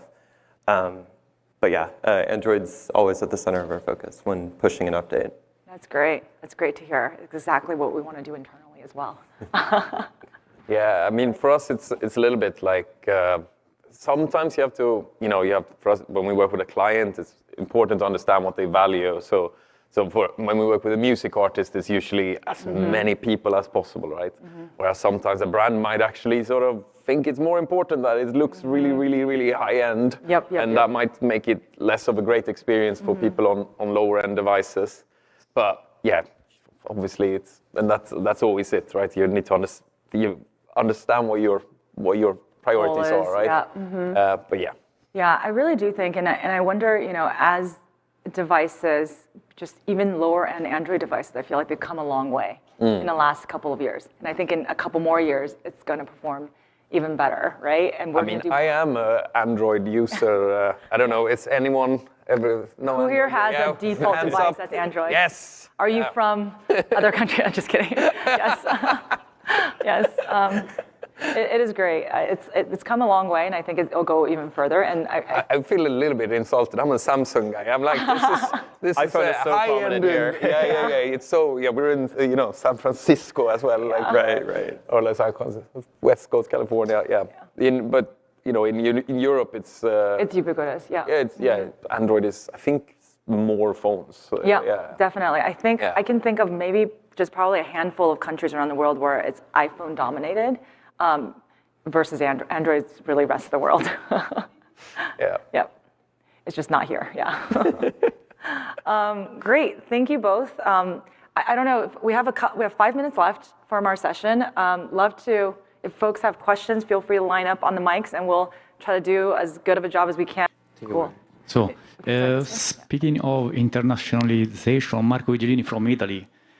We have a studio based in Italy. A question for Eric. what technical strategies have you implemented to limit access to Swedish students only? Thank you. Oh, so, was that for the Ronald McDonald example? Yeah, sure. Yeah, so that one, it was not even just limited to Swedish people, it was limited to people who were actually staying on Ronald McDonald. in the Ronald McDonald house. We have built something like that for cool. any. Yeah. So we did a very simple solution. It was a 4-digit code that you needed to have to access. So there was no like high-end technical I see. solutions. So you get a code. Yeah, that's the first thing that happens. Like put in your code. You don't have the code, you get access to the game. So not very, and yeah. So okay. Thank you. Yeah. But I know this, and maybe you know more about that. You can limit. You can give access to specific regions, right, with content that others can't see or can see. Great. So many. Yeah, I know. Thanks a lot for your input. So yeah, we are in a particular situation. We're working for brands, and we have a brand that is a TV broadcaster, a regional TV broadcaster, who is only interested in traffic from their own region, very, very specific. It's actually the Quebec region in Canada, so it's French-speaking and it's in Canada. What would be your advice to only reach in your marketing, only reach that specific clientele? That's like super hard. Like it's something that I've come up against. I've actually been in an early stage of a pitch where it was French Canada, which is obviously, it's really challenging when you have languages like, French, Spanish, and because a lot of your content creators, if you're a famous YouTuber from Quebec, you might have a lot of fans in France, mainland, right, as well. So do I have a perfect solution for you to like do this? I don't. Yeah, I think it's about finding those content creators that have a very specific audience to partner with them to market. But then I guess it's also like, I don't know if you can. I guess we can't target more than down to country. We can't target only French-speaking Canada, I think, with advertising right now. Yeah. And something else just to note is Roblox is really cool because it just lets you get everyone at once all around the world. So I guess there's some area for improvement there as well with the advertising stuff. For advertisers. And I wonder, for the brands that you work with, do they care if you also get French people from France? Maybe it's like they target that, but let's say you got, because the pie is just so much bigger, instead of worrying about only going after this segment, maybe you go after everybody, but then the slice you're going after is there anyway? I have had advertisers and clients that sort of sees it as like paying, like throwing money in the, but it is like dead spend, So it is sometimes a challenge, but then I've also had other clients that are like, oh yeah, we're focused on these regions and these countries, but it's okay that there's people from other. Yeah, exactly, because then it generates more word of mouth, because it's not like these social graphs are closed to that region anyway. The more you get with other French speakers, the more they talk about it on their social channels, and it just kind of kicks off that flywheel that's going to influence the Quebec French speakers anyway. I don't know. And then make it a very localized and very targeted experience, I think, in content-wise, right? That's like... Yeah. Thank you. Thank you. Thank you. This side. Hi, my name is Carlos. I work at PlayStation, and I wanted to ask, since the game has come on to PlayStation, we're obviously a very global brand. We're in 75 different countries. Have you seen any changes, or do you have any insights in how maybe the geographical makeup of your audience, or how that's shifted after the game has come on to PlayStation? This is you. So, PlayStation is a very recent thing on Roblox, as you know. Clipit is still working on console support, so yeah.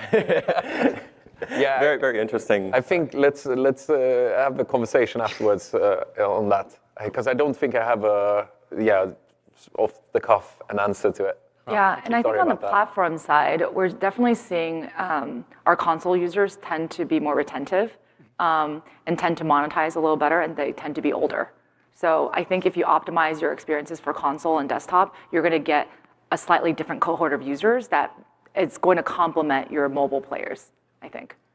Thank you. Thanks. maybe one more. I don't know if this time is totally right. If it is, then we have one more. Okay, I'm Yuki from Geek Out. I come from Japan, and my company deals with everything about Japan. So if anybody's interested in anything about Japan, like, talk to us. But anyway, done advertising.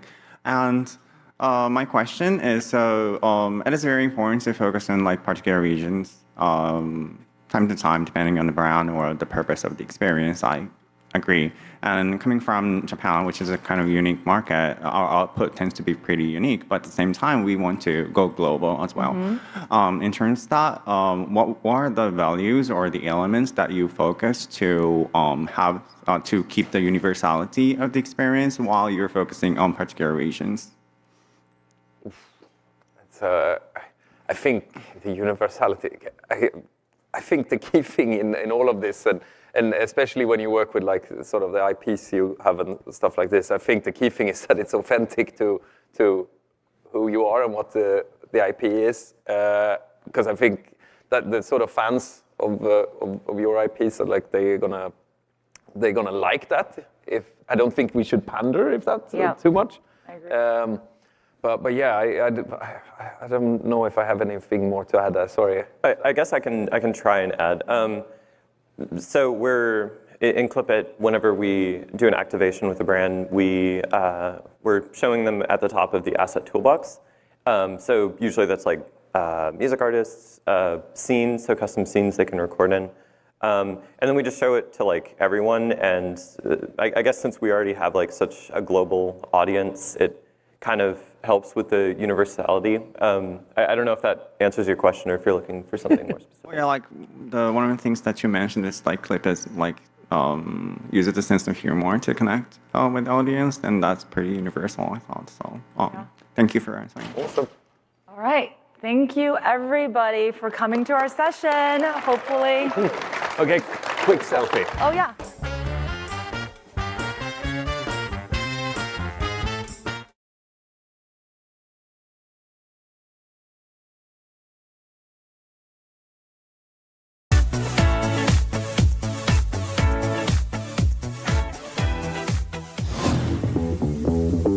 Roblox RDC 2024. This is a worldwide creative audience. Welcome, everyone. Your amazing content supports connection and ultimately lets us play. AI is already everywhere at Roblox. You can automate tasks to create your experiences. This is about bringing your vision to life faster. We believe 10% of all gaming content worldwide will flow through the Roblox ecosystem. We have automatic dynamic occlusion culling. Your users will just press play and it will be faster.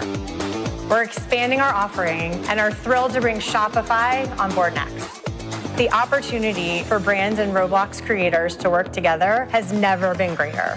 Roblox Party. It's a way that people can come together, coordinate, join servers together every single time. We're thrilled to bring back music and to unlock even more ways for creators and now artists to get discovered on Roblox, pushing Roblox to the forefront of culture across every genre. Our community has grown well beyond our platform. I really want to thank our influencer community for the fun, entertaining work they do every day.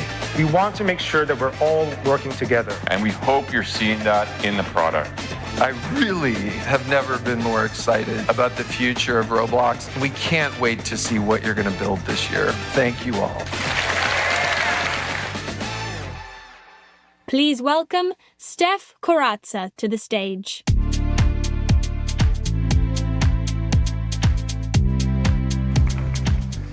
All right, everybody. Your day is starting already with a victory. You made it to the first talk of the day despite a fantastic party last night at the Sawhorse Forks. So congratulations to you. Today I'm going to be joined here on stage by Sujoy, Lynn, and Eric to talk about how we can leverage collaboration and AI to help you ship faster and more games. So we heard yesterday from Jandel how important it was for him to be able to try a bunch of different games and pump out as much content as possible to try new ideas until some of them will stick. And so there are basically two ways to do that. As my grandma said, if you want to be more productive, you either have to be more productive yourself, or you have to work with more people. And so today we're going to guide you through what we provide you in terms of workflows for both AI and productivity, as well as collaboration. And I want to start thanking you for all the amazing feedback that we gathered from you in this journey to make Studio a better tool and to provide AI workflows to you and better collaboration. Your feedback is invaluable. We read every single line that you write on the dev forum. Sometimes it's painful. Let me acknowledge that, but it's good because it's just giving us more motivation. So we love that, and please keep the feedback going. It's been like a pretty long journey, I would say, relatively speaking. We started our journey on AI and generative AI in Studio about a year and a half ago. It was March of last year when we released Code Assist and Material Generator in beta. Both of them are now available out of beta. Material Generator came out of beta last week. And then we have added more capabilities around being able to browse documentation more efficiently through AI, assistant actions, also AI used for texturing and for creating avatar. It's a long journey, and we could not be in this journey successfully without the data that you have trusted us to share. And so we want to also thank you for that. The data that you have shared with us allow us to train open source models, deploy them in our infrastructure at a fraction of the cost of what it will take to run those models in third-party clouds. And because of that, we were able to make them free to you in Studio. So we are one of the very few companies out there offering a lot of Gen AI workflows for free to the community. I think it's an amazing synergy that we can leverage the data to train open source model and give them to you for free. And so we also got a lot of feedback about what you wanted for Gen AI in Studio. And one very strong piece of feedback was, hey, let's focus on things that we don't want to do, right? So we want to let you focus on creativity, and we want to be basically your dishwasher. So the most cheered release that we have ever done of an AI feature was Assistant Actions a month ago about. That had like the highest sentiment we've ever seen for anything AI. Usually there's like a fair amount of like controversy on those. But there was a strong signal that you gave us. Like Assistant Actions is helping you do bulk manipulations of the data model. Things like like we are seeing in the video, create a forest, randomize the size of those trees, change the color, randomize the color. All these like bulk operations take a lot of time. Usually they're very tedious. There's not a lot of creativity in it. And so we automate all those through a system with Assistant Actions. You've given us great feedback. And so we want to pursue that route of being your dishwasher, your washing machine, taking care of the tedious stuff day to day that you don't want to do. And ultimately, the goal is to accelerate your iteration cycle. As we have learned yesterday, and we have seen in every talk, iteration is at the core of building a fantastic experience, a fantastic game. And so we want to really help you make the iteration faster. And we have seen the results already, not just in terms of how much content you're creating with AI, 60% more material variants, 180% more code using Code Assist or Assistant, but also 30% more publishing. And so ultimately, the more you publish, the more you can test, the more good ideas you can find, and the more of those like goldmine games and key game loops you can identify and be successful. And so that is our goal, and that's what we want. And so in the future, looking forward, what we want to add is more control. Gen AI sometimes feels a little bit like a slot machine. You push the button, you pull the lever, you get something, may be good, may not be good, you do it again, you do it again, you do it again, you do it again. Oh, this one is kind of okay, I would love to change this thing, well, I can't, you do it again, you do it again, right? It feels a little bit that way.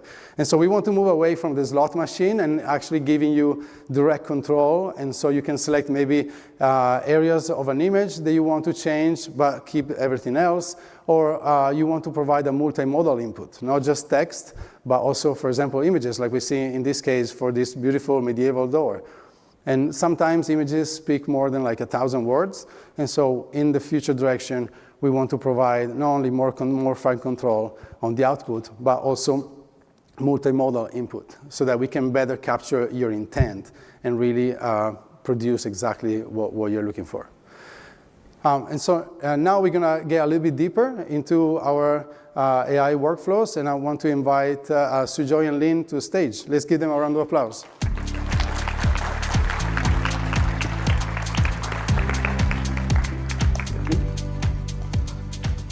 All right, this thing just fell out of my pocket. All right, hi everyone, I'm Sujoy. I'm super excited to be here today. I actually got a really fun job.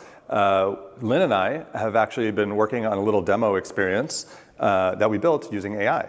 So who's ready to have their minds blown?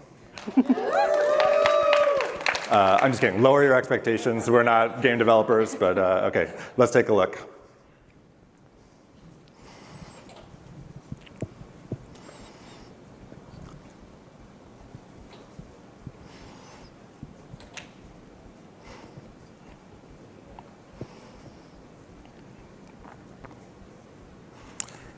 All right, so that was pretty short, pretty simple. Probably could have used some sound effects, so that would probably be the next thing we work on. Probably not winning any innovation awards tonight, unfortunately. But yeah, I want to talk a little bit about how we built this. But before we did that, I want to say that everything you're going to see in the next few minutes is actually live in production. So you can go to the beta features, turn on Assistant, everything you see, you can go try with your own places. All right? So how do we do this? We started with a set of assets. So you may have seen these assets before. These come from our art team. They were used previously in the Duval Drive and the Beyond the Darkness showcases. With these assets, we started building out our environment. So first thing we did was I asked Assistant to take a set of trees and build a forest, certain size, certain location, and it spit 77 trees out within a matter of like 20 seconds. So now we have a forest to work with, but I wanted to add some alien spice to this forest. So I asked it specifically to add this alien veins asset on all of our beechwood trees. Assistant is really good at actually doing this kind of relative placement with objects that are already in your scene. It can also do random placement like you saw with the forest, but it can also do algorithmic placement like placing a bunch of objects in a line or a pattern or a circle, things that you don't want to have to like measure out yourself and do, right? And then finally, for the environment, we wanted to edit the properties of the environment. So we wanted to change the time, we added some fog, we edited some of the lighting. Now that we had an environment to work with, we wanted to use Assistant to actually work on our alien. So this alien came with this floating animation out of the box, but that was pretty much it. And so we wanted to build out some of the game mechanics. Assistant helped us create a script to make the alien chase the player and track the player whenever they came within a certain distance. It also added a script to make the eyes light up red so that the player knew that the alien had been alerted. And I'm sure you're going to read this entire prompt, right? Get your binoculars out. Assistant created this fiery laser that you see that starts blasting the player if they get even closer. Now, I show you this prompt specifically because Assistant can actually handle quite a bit of detail in your prompts. Think of it like writing pseudocode, where you're actually giving Assistant detailed instructions on exactly what you want it to do, and then Assistant is finishing the job and basically filling in the gap, right? So it might end up writing 100 lines of code from your 10 lines of prompt. Similarly, we used Assistant to build the power-ups. So what you saw in the game was the speed power-up. We also had this fire power-up that we didn't actually show in the original video. So we used the texture generator to build multiple variants of this stone pillar. So it created this lightning bolt and this fire. And then we used Assistant to create an attribute called the power-up and added a script so that when the player touches one of these stones, that attribute gets updated to the power-up that's now been enabled. Finally, we also had Assistant add a script to actually change the gameplay mechanics based on which attribute was selected. So if you touch the lightning bolt, you get to run 3 times as fast. And if you touch the fire, you get fire hands and you get to shoot fireballs. At this point, Assistant is getting pretty good at doing general scripting. So you can use it to try to help you with any scripting job that you have. We also, we didn't go into the details of this, but we used Assistant to build the UI at the beginning, the little pop-ups at the beginning and the end of the game, as well as the teleport mechanic that rescues the player at the end. Now I'm going to hand it over to Lynn. Hey, thank you, Joy. This is really fun and inspiring. However, in our creation workflow, sometimes outside of this fun part, there's always a lot of tedious and mundane work. I believe you know that, such as bulk editing or change the names of hundreds of objects, or just some small little design tweaks, right? As an experienced developer, you know how time-consuming and sometimes frustrating it is. Now, I'm so excited to tell you Assistant can do it for you. As you can see here, it can bulk select hundreds of dozens of trees all at once that meet a certain criteria. Sometimes it can even be like very hard, right? So all of this on the rock, or like, hey, shorter or taller than the one you pre-selected. So you don't need to select them one by one and take a look of the property window. Just using this prompt, boom, problem solved.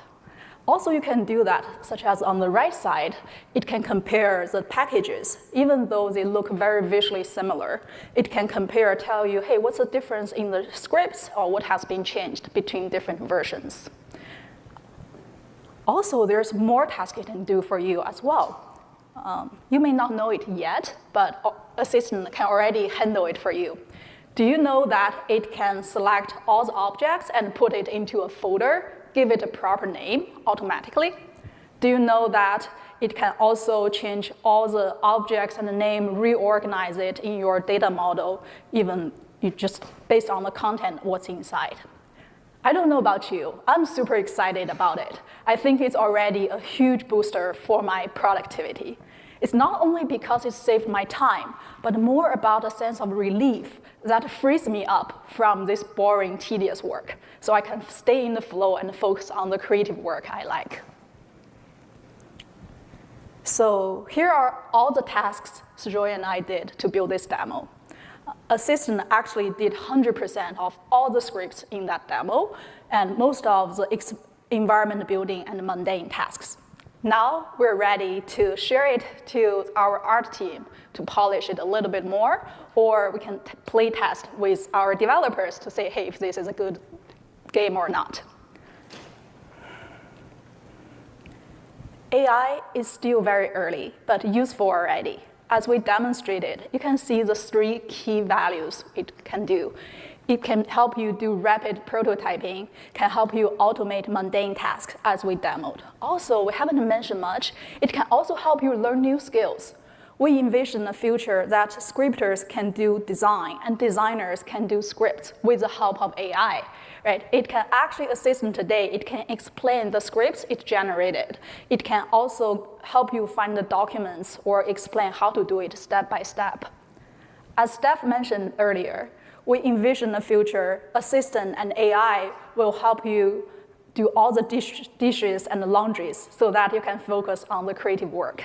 We're so happy to be here and to hear from you. Please visit our booth at the AI and the studio. Tell us what you need. Tell us more about your specific workflow, and we're more than happy to hear from you and polish our Assistant and other AI products. Now let's welcome Eric to the stage to talk about collaboration.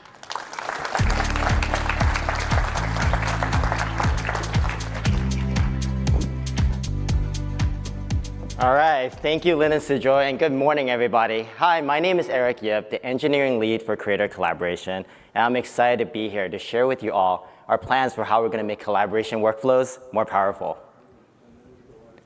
Hey, so first off, why even collaboration, right? Well, we believe this is one of the pillars to Creator success, because 3 things are happening on Roblox today. First, your experiences, they're getting larger and more sophisticated, and you need workflows that scale. And your teams, they're growing and becoming more dispersed. And third, creators like you and me are craving better support for third-party tools. Am I right? All right. All right. And with over 70% of hours engaged on Roblox coming from creators who collaborate, we believe that one of the keys to scaling your creation is with collaboration. All right, sophisticated teams need the best tools and environments to iterate together. For instance, your team may want to visualize and collaborate. That's why we recently added activity history and soon annotations directly into Studio for you. So like this example, an update to the tree package will be shown in the feed for all to see, and your teammates can use annotations to describe creative intent directly in Studio without using clumsy screenshots. External tools are an important part of our vibrant ecosystem. And starting with coding, we're working towards a great experience for third party. Soon, you can use Studio File Sync to bi-directionally sync your scripts in and out of Studio without the need for another tool. So like this example, you can select some scripts you want to sync, open your favorite editor like VS Code, and voila, everything will be bi-directional when you hit save.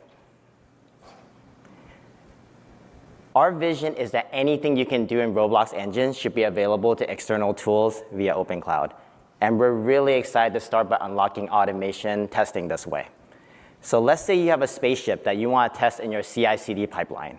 Well, soon you can write your test cases in Luau, hook them up to GitHub Actions for them to run automatically. And we're not done. We're also going to be unlocking the capability for you to deploy that spaceship package directly to the Creator Store this way. And the best part, all of this can be done directly through the Roblox Cloud without Studio unless you choose to. And what better way to show this off than with a demo? So I'm going to be showing you how we can call a module script directly from the web.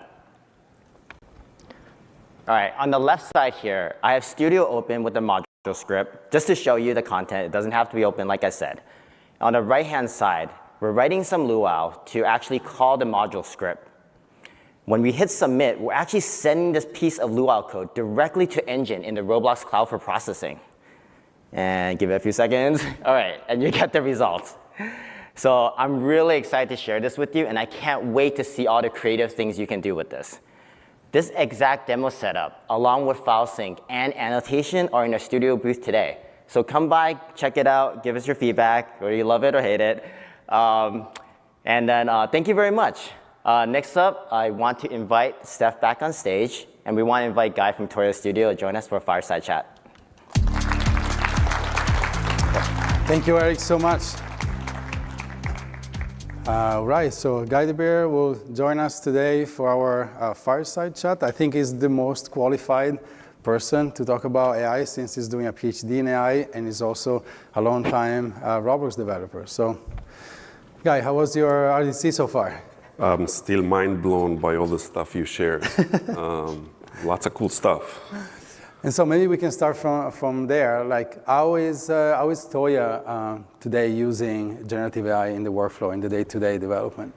We created some kind of a home-brewed CI/CD pipeline using Git platforms. So we've been using Code Assist for the past year and a half.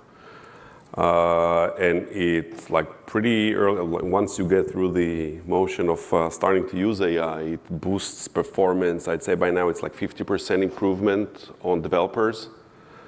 So it completely changes the economic speed, your ability to iterate. It's indispensable. And I know you guys use both VS Code as well as Studio for coding. Yes, so yes. you got Copilot and you got Code Assist. And so I wonder if in the future, actually, you could benefit even more if we were connecting those two ecosystems even more, not just with the collaboration workflow that Eric talked about, but potentially, using our models, our Lua models directly into VS Code. We're looking forward to it. In general, in AI, the rate of innovation is crazy. There is like a new breakthrough coming in at least once a week. And using sort of a standard platform is also sort of guarantees that you get state of the art in everything that you're looking for. But it's also a way that really helps us with hiring new devs because these are like very standard platforms. So getting devs that are familiar with VS Code is accessible, much more so than experienced Roblox devs. So it really creates an environment that we can get, let's call it off-the-shelf developers, and really boost performance with state-of-the-art everything. Makes sense. I'm super curious to know more about what your wish list for Gen AI features will be. I remember coming to you over a year ago after we released Material Generator, and I asked you, so how can we help you? And you were telling me like, hey, we need to texture like hundreds of pets, right? And then they were all, none of them was using tileable materials, and so we developed a texture generator. And then I remember like the next step, we came to you and you were like, oh, that's not good enough. We need to be able to edit very easily. And so we created this workflow with Photoshop. So you can create something, it may not be perfect, but you have now a nice round trip into Photoshop. What else would you like us to work on to help you guys? Well, some of the stuff on my wish list I've just seen, so I think that's a good start. But I think that the place that would really change, like right now we have, let's say, a developer, maybe a developer and a half on a game, which is mind-blowing. But we still have, a team of artists that need to. A lot of the work is retexturing because the marketplace has an object for pretty much everything. And since some of the work we do is branded and each brand wants to have their own flavor of things, so retexturing in a game which has hundreds of characters, dozens of levels and locations, mini games and so on, retexturing takes probably 2 or 3 artists constantly per game for each update and all of that. And having a generative solution for that would essentially would make a game with a 2 or 3 team members, like a dev, an artist, and a game designer could really accelerate things further. So with the same team, you can make 3 games instead of 1. So Suzhou and Lin, bulk retexturing, make a note of that. That's a great combo between assistant and texture generator capabilities. Very cool. A question that I'm sure a lot of people in the audience have for you is, how is AI going to impact the other side, which is gameplay, right? People think like, oh, there's going to be completely new games, and some we have seen. I've played with this, the game of this startup called Ego Live. There's going to be in beta on Roblox in the next couple of weeks, where basically it's kind of a tower defense model, but instead of like attacking the tower, you're actually convincing people to join your army, right? And you just talk to them and like get them to like join your cause and then rally them all towards the enemy castle. So like very different gameplays are probably gonna emerge, and I'm curious how you guys are experimenting. I know you're looking a lot into like NPC technology, Sure. So we'd love to hear from you. NPCs are, not to downplay code assist and art generation, NPCs I think is sort of a new frontier that can really generate something that's social, but with the scripting component. NPCs are going to be a huge deal, not just with the language chat interface, which I think is going to be, it's already pretty good when it comes to language, but also behaviors, intents that the NPC can actually play along and feel like real users. So I think the tech is coming up to that, and we'll hope to roll something out early next year. So would you want to see basically a large language model for the communication interface paired with like an AI behavior model that can do any animation, any gesture, any interaction with the environment? Basically behave like what a user would do, yeah. So I think that sort of a model that can pick up the intents from the language and behave in an interesting way, that really creates a completely new type of adventure games. Every genre can really benefit from that. And would you use that also for like game testing, maybe? That'll be a bit difficult, I think, because like other than fast iteration, it's really hard to say because we haven't really played with that. It might be creating completely new genres. Until you actually play with that, that'll be really hard to say. But there's the opportunities with like intelligent NPCs are really endless. Very cool. Okay, maybe last question. Before we jump into audience questions, if you had any advice to the audience about how to get their hands dirty with the AI, both in the creation side or on creating basically new mechanics in experience, what would be your advice? I think the first hurdle a team has to go through is to really embrace AI. But once you do, it's really super powerful and completely change the workflow and the work dynamics in a team. In terms of advice, I'd say start early, fail early, play around. I think that one of the benefits of Roblox that it's an open platform, so you really experiment with models that you can pick up from the wild, let's say, and there's endless amount of models that can do pretty much whatever works. So I think that experimenting and integrating new models is super critical, and creators that want to come up with an innovative gameplay or game, it's something that either really expensive or you got to use AI to really pick it up. Very cool. Thank you so much. I think we have about 8 minutes left, so we'd love to take questions now. We have 2 microphones, so feel free to walk up to them and ask any question.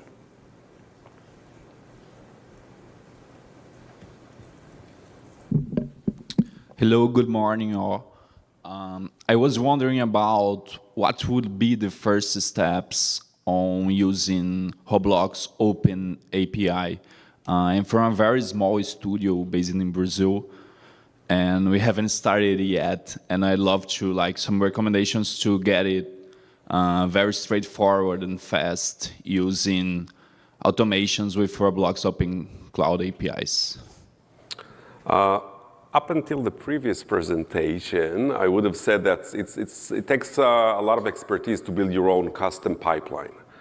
But I think that what I've just seen is that connecting, Git and VS Code is going to be super simple, and getting developers that use VS Code it's the most accessible editor being used. So I think that the barrier of entry is gone.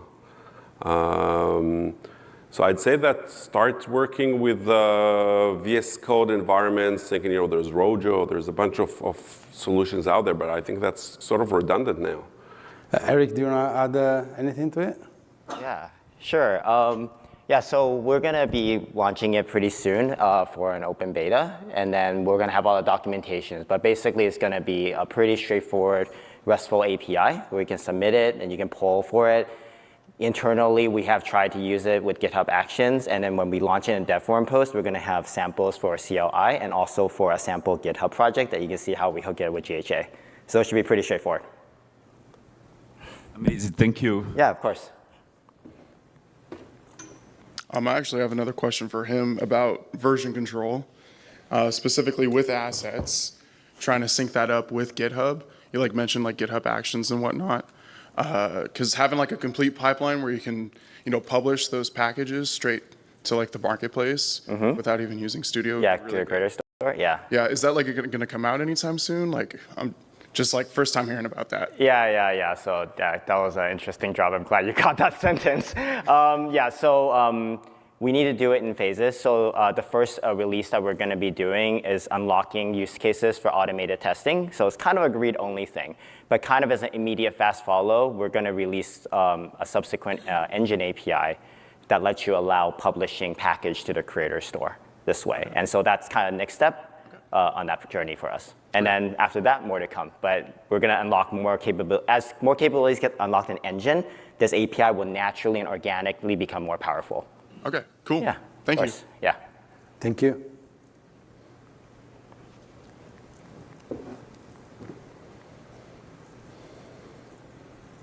Hi, my question is regarding the code that is being generated by the AI tools.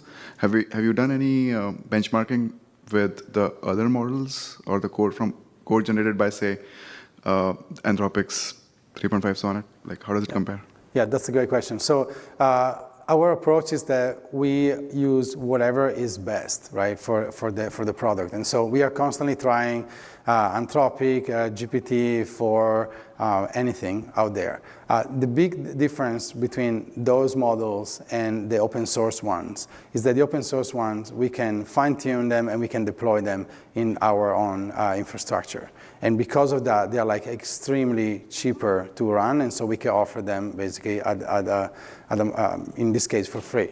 And so before we basically deployed for code assets, the new star code base model, we actually ran benchmarks and we were like outperforming OpenAI models because we had data to fine tune. So that's kind of the secret sauce. And we're gonna get even deeper on that front where we're gonna use more and more of the data and the code that you guys are sharing to fine tune open source models on our infrastructure. And then that will basically allow us to outperform, the off-the-shelf models that you can find out there because they don't have access to the same volume of data.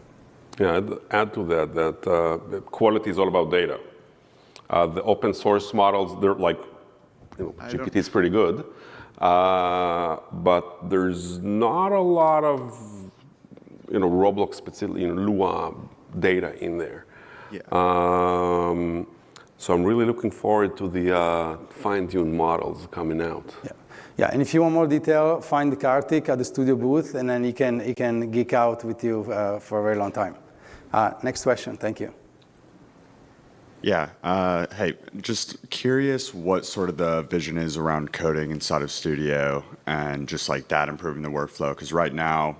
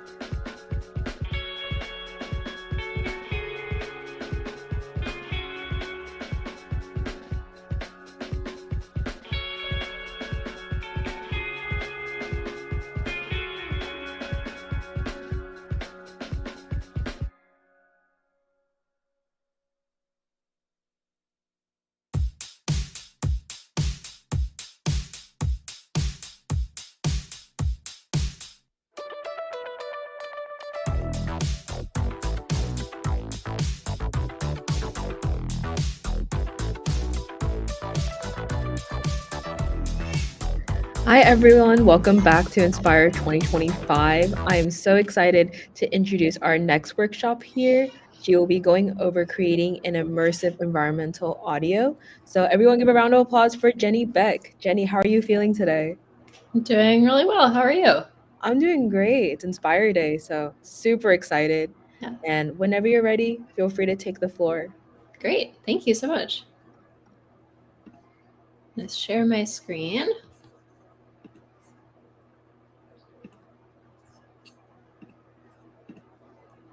Okay, here we go. My name is Jenny Beck, aka Ambient Sorcery. I'm a composer and sound designer and interested in all things audio. Today I'm going to talk about sound design, specifically the sounds that make up the ambient sound world of a game, otherwise known as environmental audio. These are sounds that you might not consciously realize are there, but they are essential for making a game feel real and alive. So a little bit about me. I started out as a composer of classical concert music. I was composing experimental music for both traditional classical instruments and also incorporating electronic elements, nonlinear elements, and improvisatory elements. And I've always been interested in creating immersive atmospheric soundscapes. And I've always thought of music and sound not as separate entities, but as part of a sonic spectrum. And I wanted to explore both ends of that spectrum. And this thinking eventually led me to being interested in sound design. And once I started down that path, I realized I really loved it. So that's been my focus for the past few years. And during this time, I've worked on indie games such as Cypher 007 game for mobile, and also collaborated with Game Fam on a couple of in-progress Roblox titles. So I also work as part of a team at Audioscape, building audio tools with the goal of making audio implementation easier for Roblox developers. And if you want to know more, you can check out my website, jennybeck.net, and we can jump right in. Let's start with a basic definition. What is environmental audio? It is the collection of background and atmospheric sounds that define a space, enhancing immersion and a sense of place.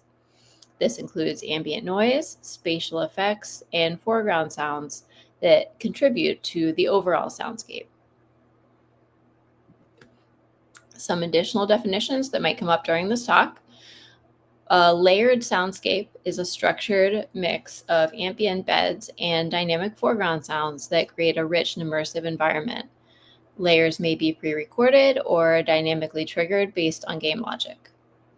Procedural audio. This is sound that is generated, modified, or controlled dynamically in response to in-game parameters rather than being solely pre-recorded.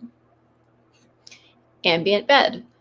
The continuous background sound that defines a space, e.g. the city hum, the wind in the trees, sounds like that, is also referred to simply as ambiance.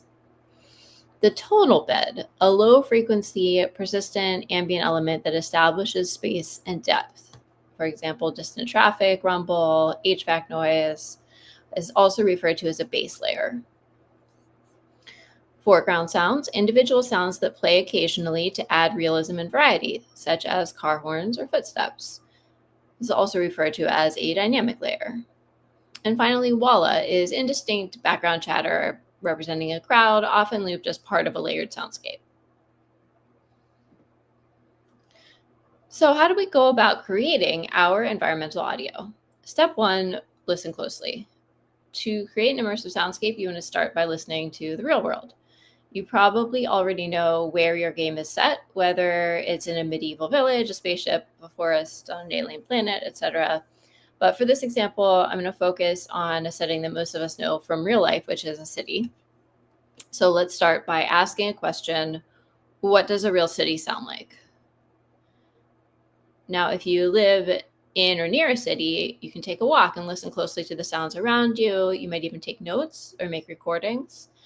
Another easy way to analyze city soundscapes is by listening to YouTube videos from different cities. This allows you to hear city sounds from around the world, helping to give your in-game city a unique identity instead of a generic one.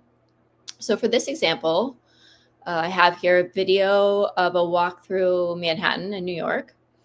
And together we'll watch the first few minutes, and I encourage you to note all the different sounds that you hear. And you'll want to listen to sounds that are both near and far, sounds that are loud and soft, and sounds that are short and long or ongoing. So let's watch and listen.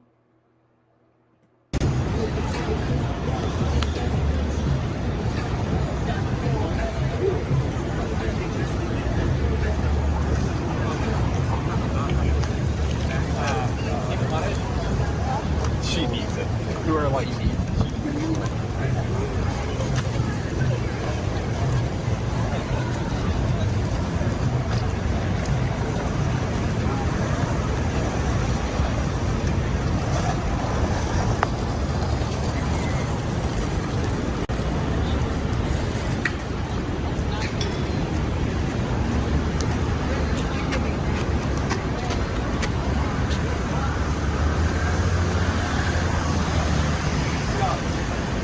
Got me the time where you do.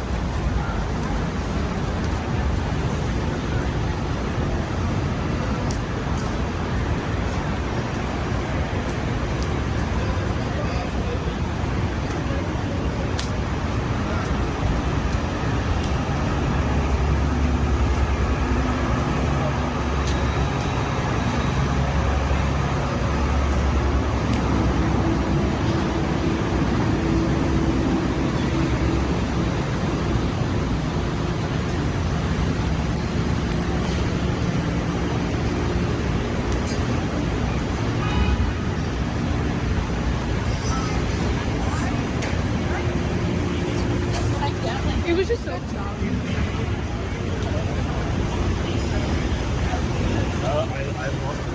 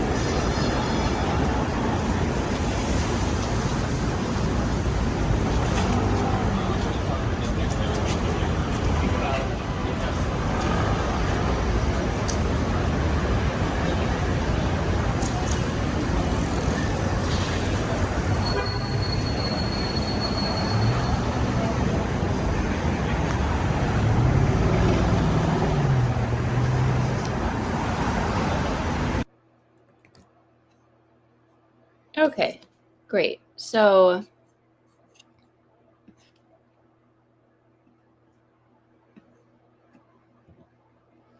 now here's an excerpt of the video where I've annotated the sounds that I hear, and let's see how it compares to the sounds that you heard.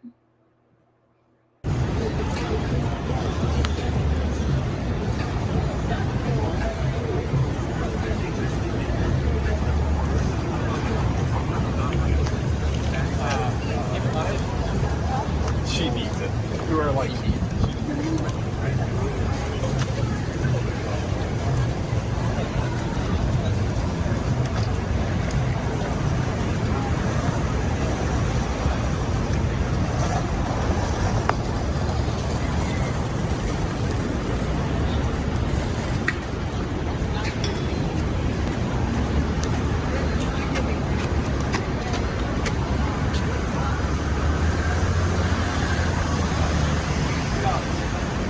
Got me the time.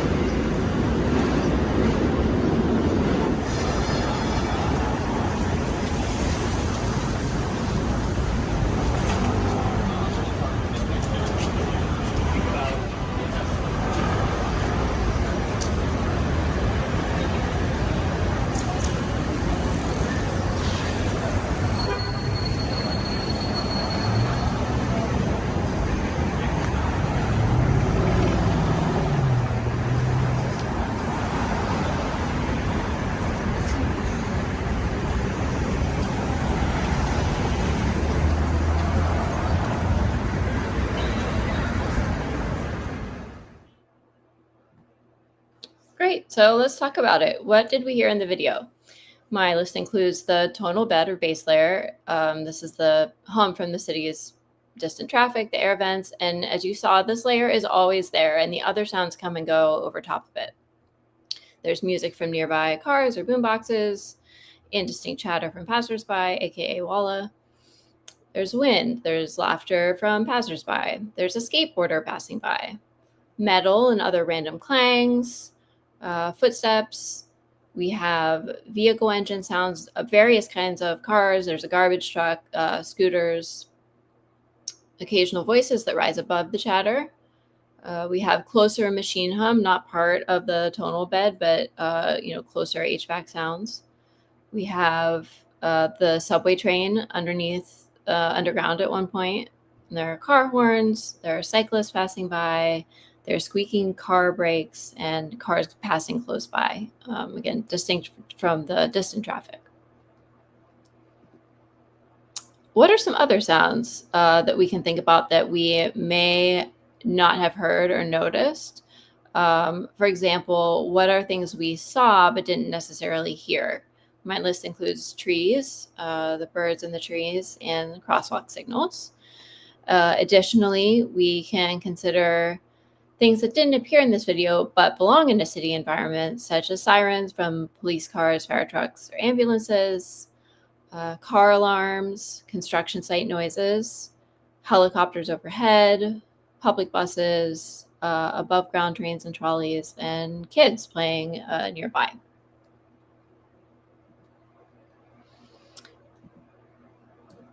So now we've made a list of sounds we might want to include in our cityscape. Let's talk about some additional things to consider when building a sound world.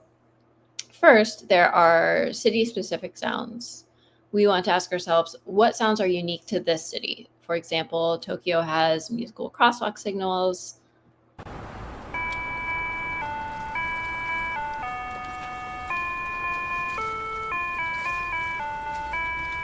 London has Big Ben's clock chimes.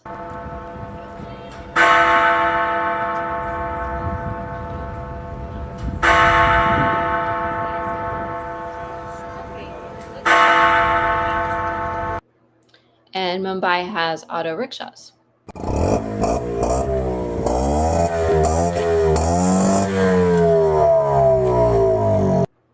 So the idea is to think of cultural sites, unique modes of transportation, or natural features that might have their own sounds.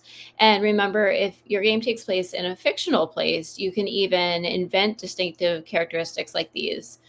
These details, whether they're real or imagined, will go a long way toward giving your game a strong and compelling identity. Some additional considerations are the language and culture. What language is spoken in your city? The NPC voices, walla, and announcements should reflect the local language and culture. There's also time of day. The sounds of a city change throughout the day. So daytime is busy and energetic, while late at night is quieter and more sparse. So if your game has a day to night cycle, you can change the soundscape accordingly, and this will enhance the sense of immersion. There's also the mood. What is the vibe of your world? If your city is vibrant and lively, there might be more music and laughter.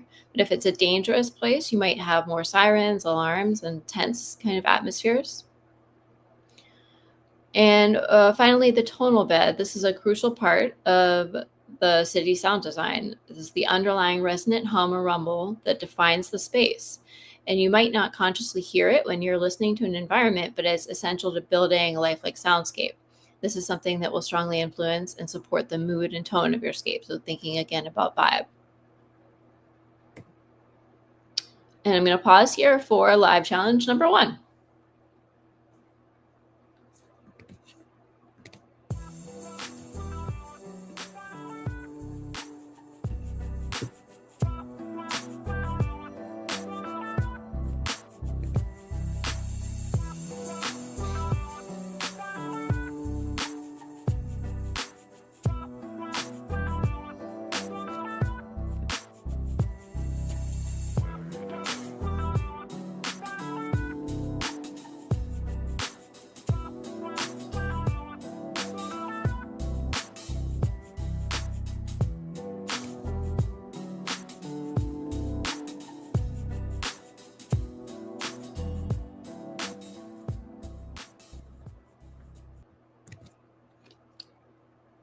going to move on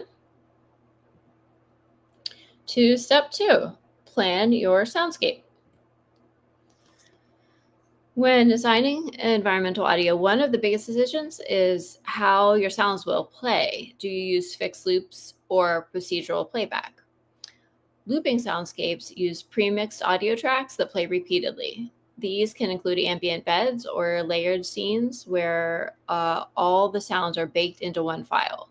These are relatively easy to implement, but they can feel repetitive over time. On the other hand, procedural audio plays sounds dynamically and randomly. Instead of 1 or 2 files looping endlessly, individual files are separated into layers of ambient beds plus one-shots that trigger on their own, often with multiple variations to prevent repetition. This technique offers more interest in realism, but it requires more effort in terms of setup. As an example of these 2 approaches, I'm going to look at the audio assets found in the Roblox Studio Modern City template. The template provides sounds for different parts of the city. There's a folder for sounds when the player is in the main part of the city and one for when they enter this park within the city. So the city audio folder includes these, this is in the main part of the city. It includes these 2 looping tracks that play simultaneously. Track 1 is a tonal bed. It's a resonant hum, gives us a sense of space. And track 2 has urban activity sounds, sirens, car horns, voices. And because these elements are combined into a single loop in this track, they always repeat in the same sequence. This, after a while, can start to feel predictable or artificial.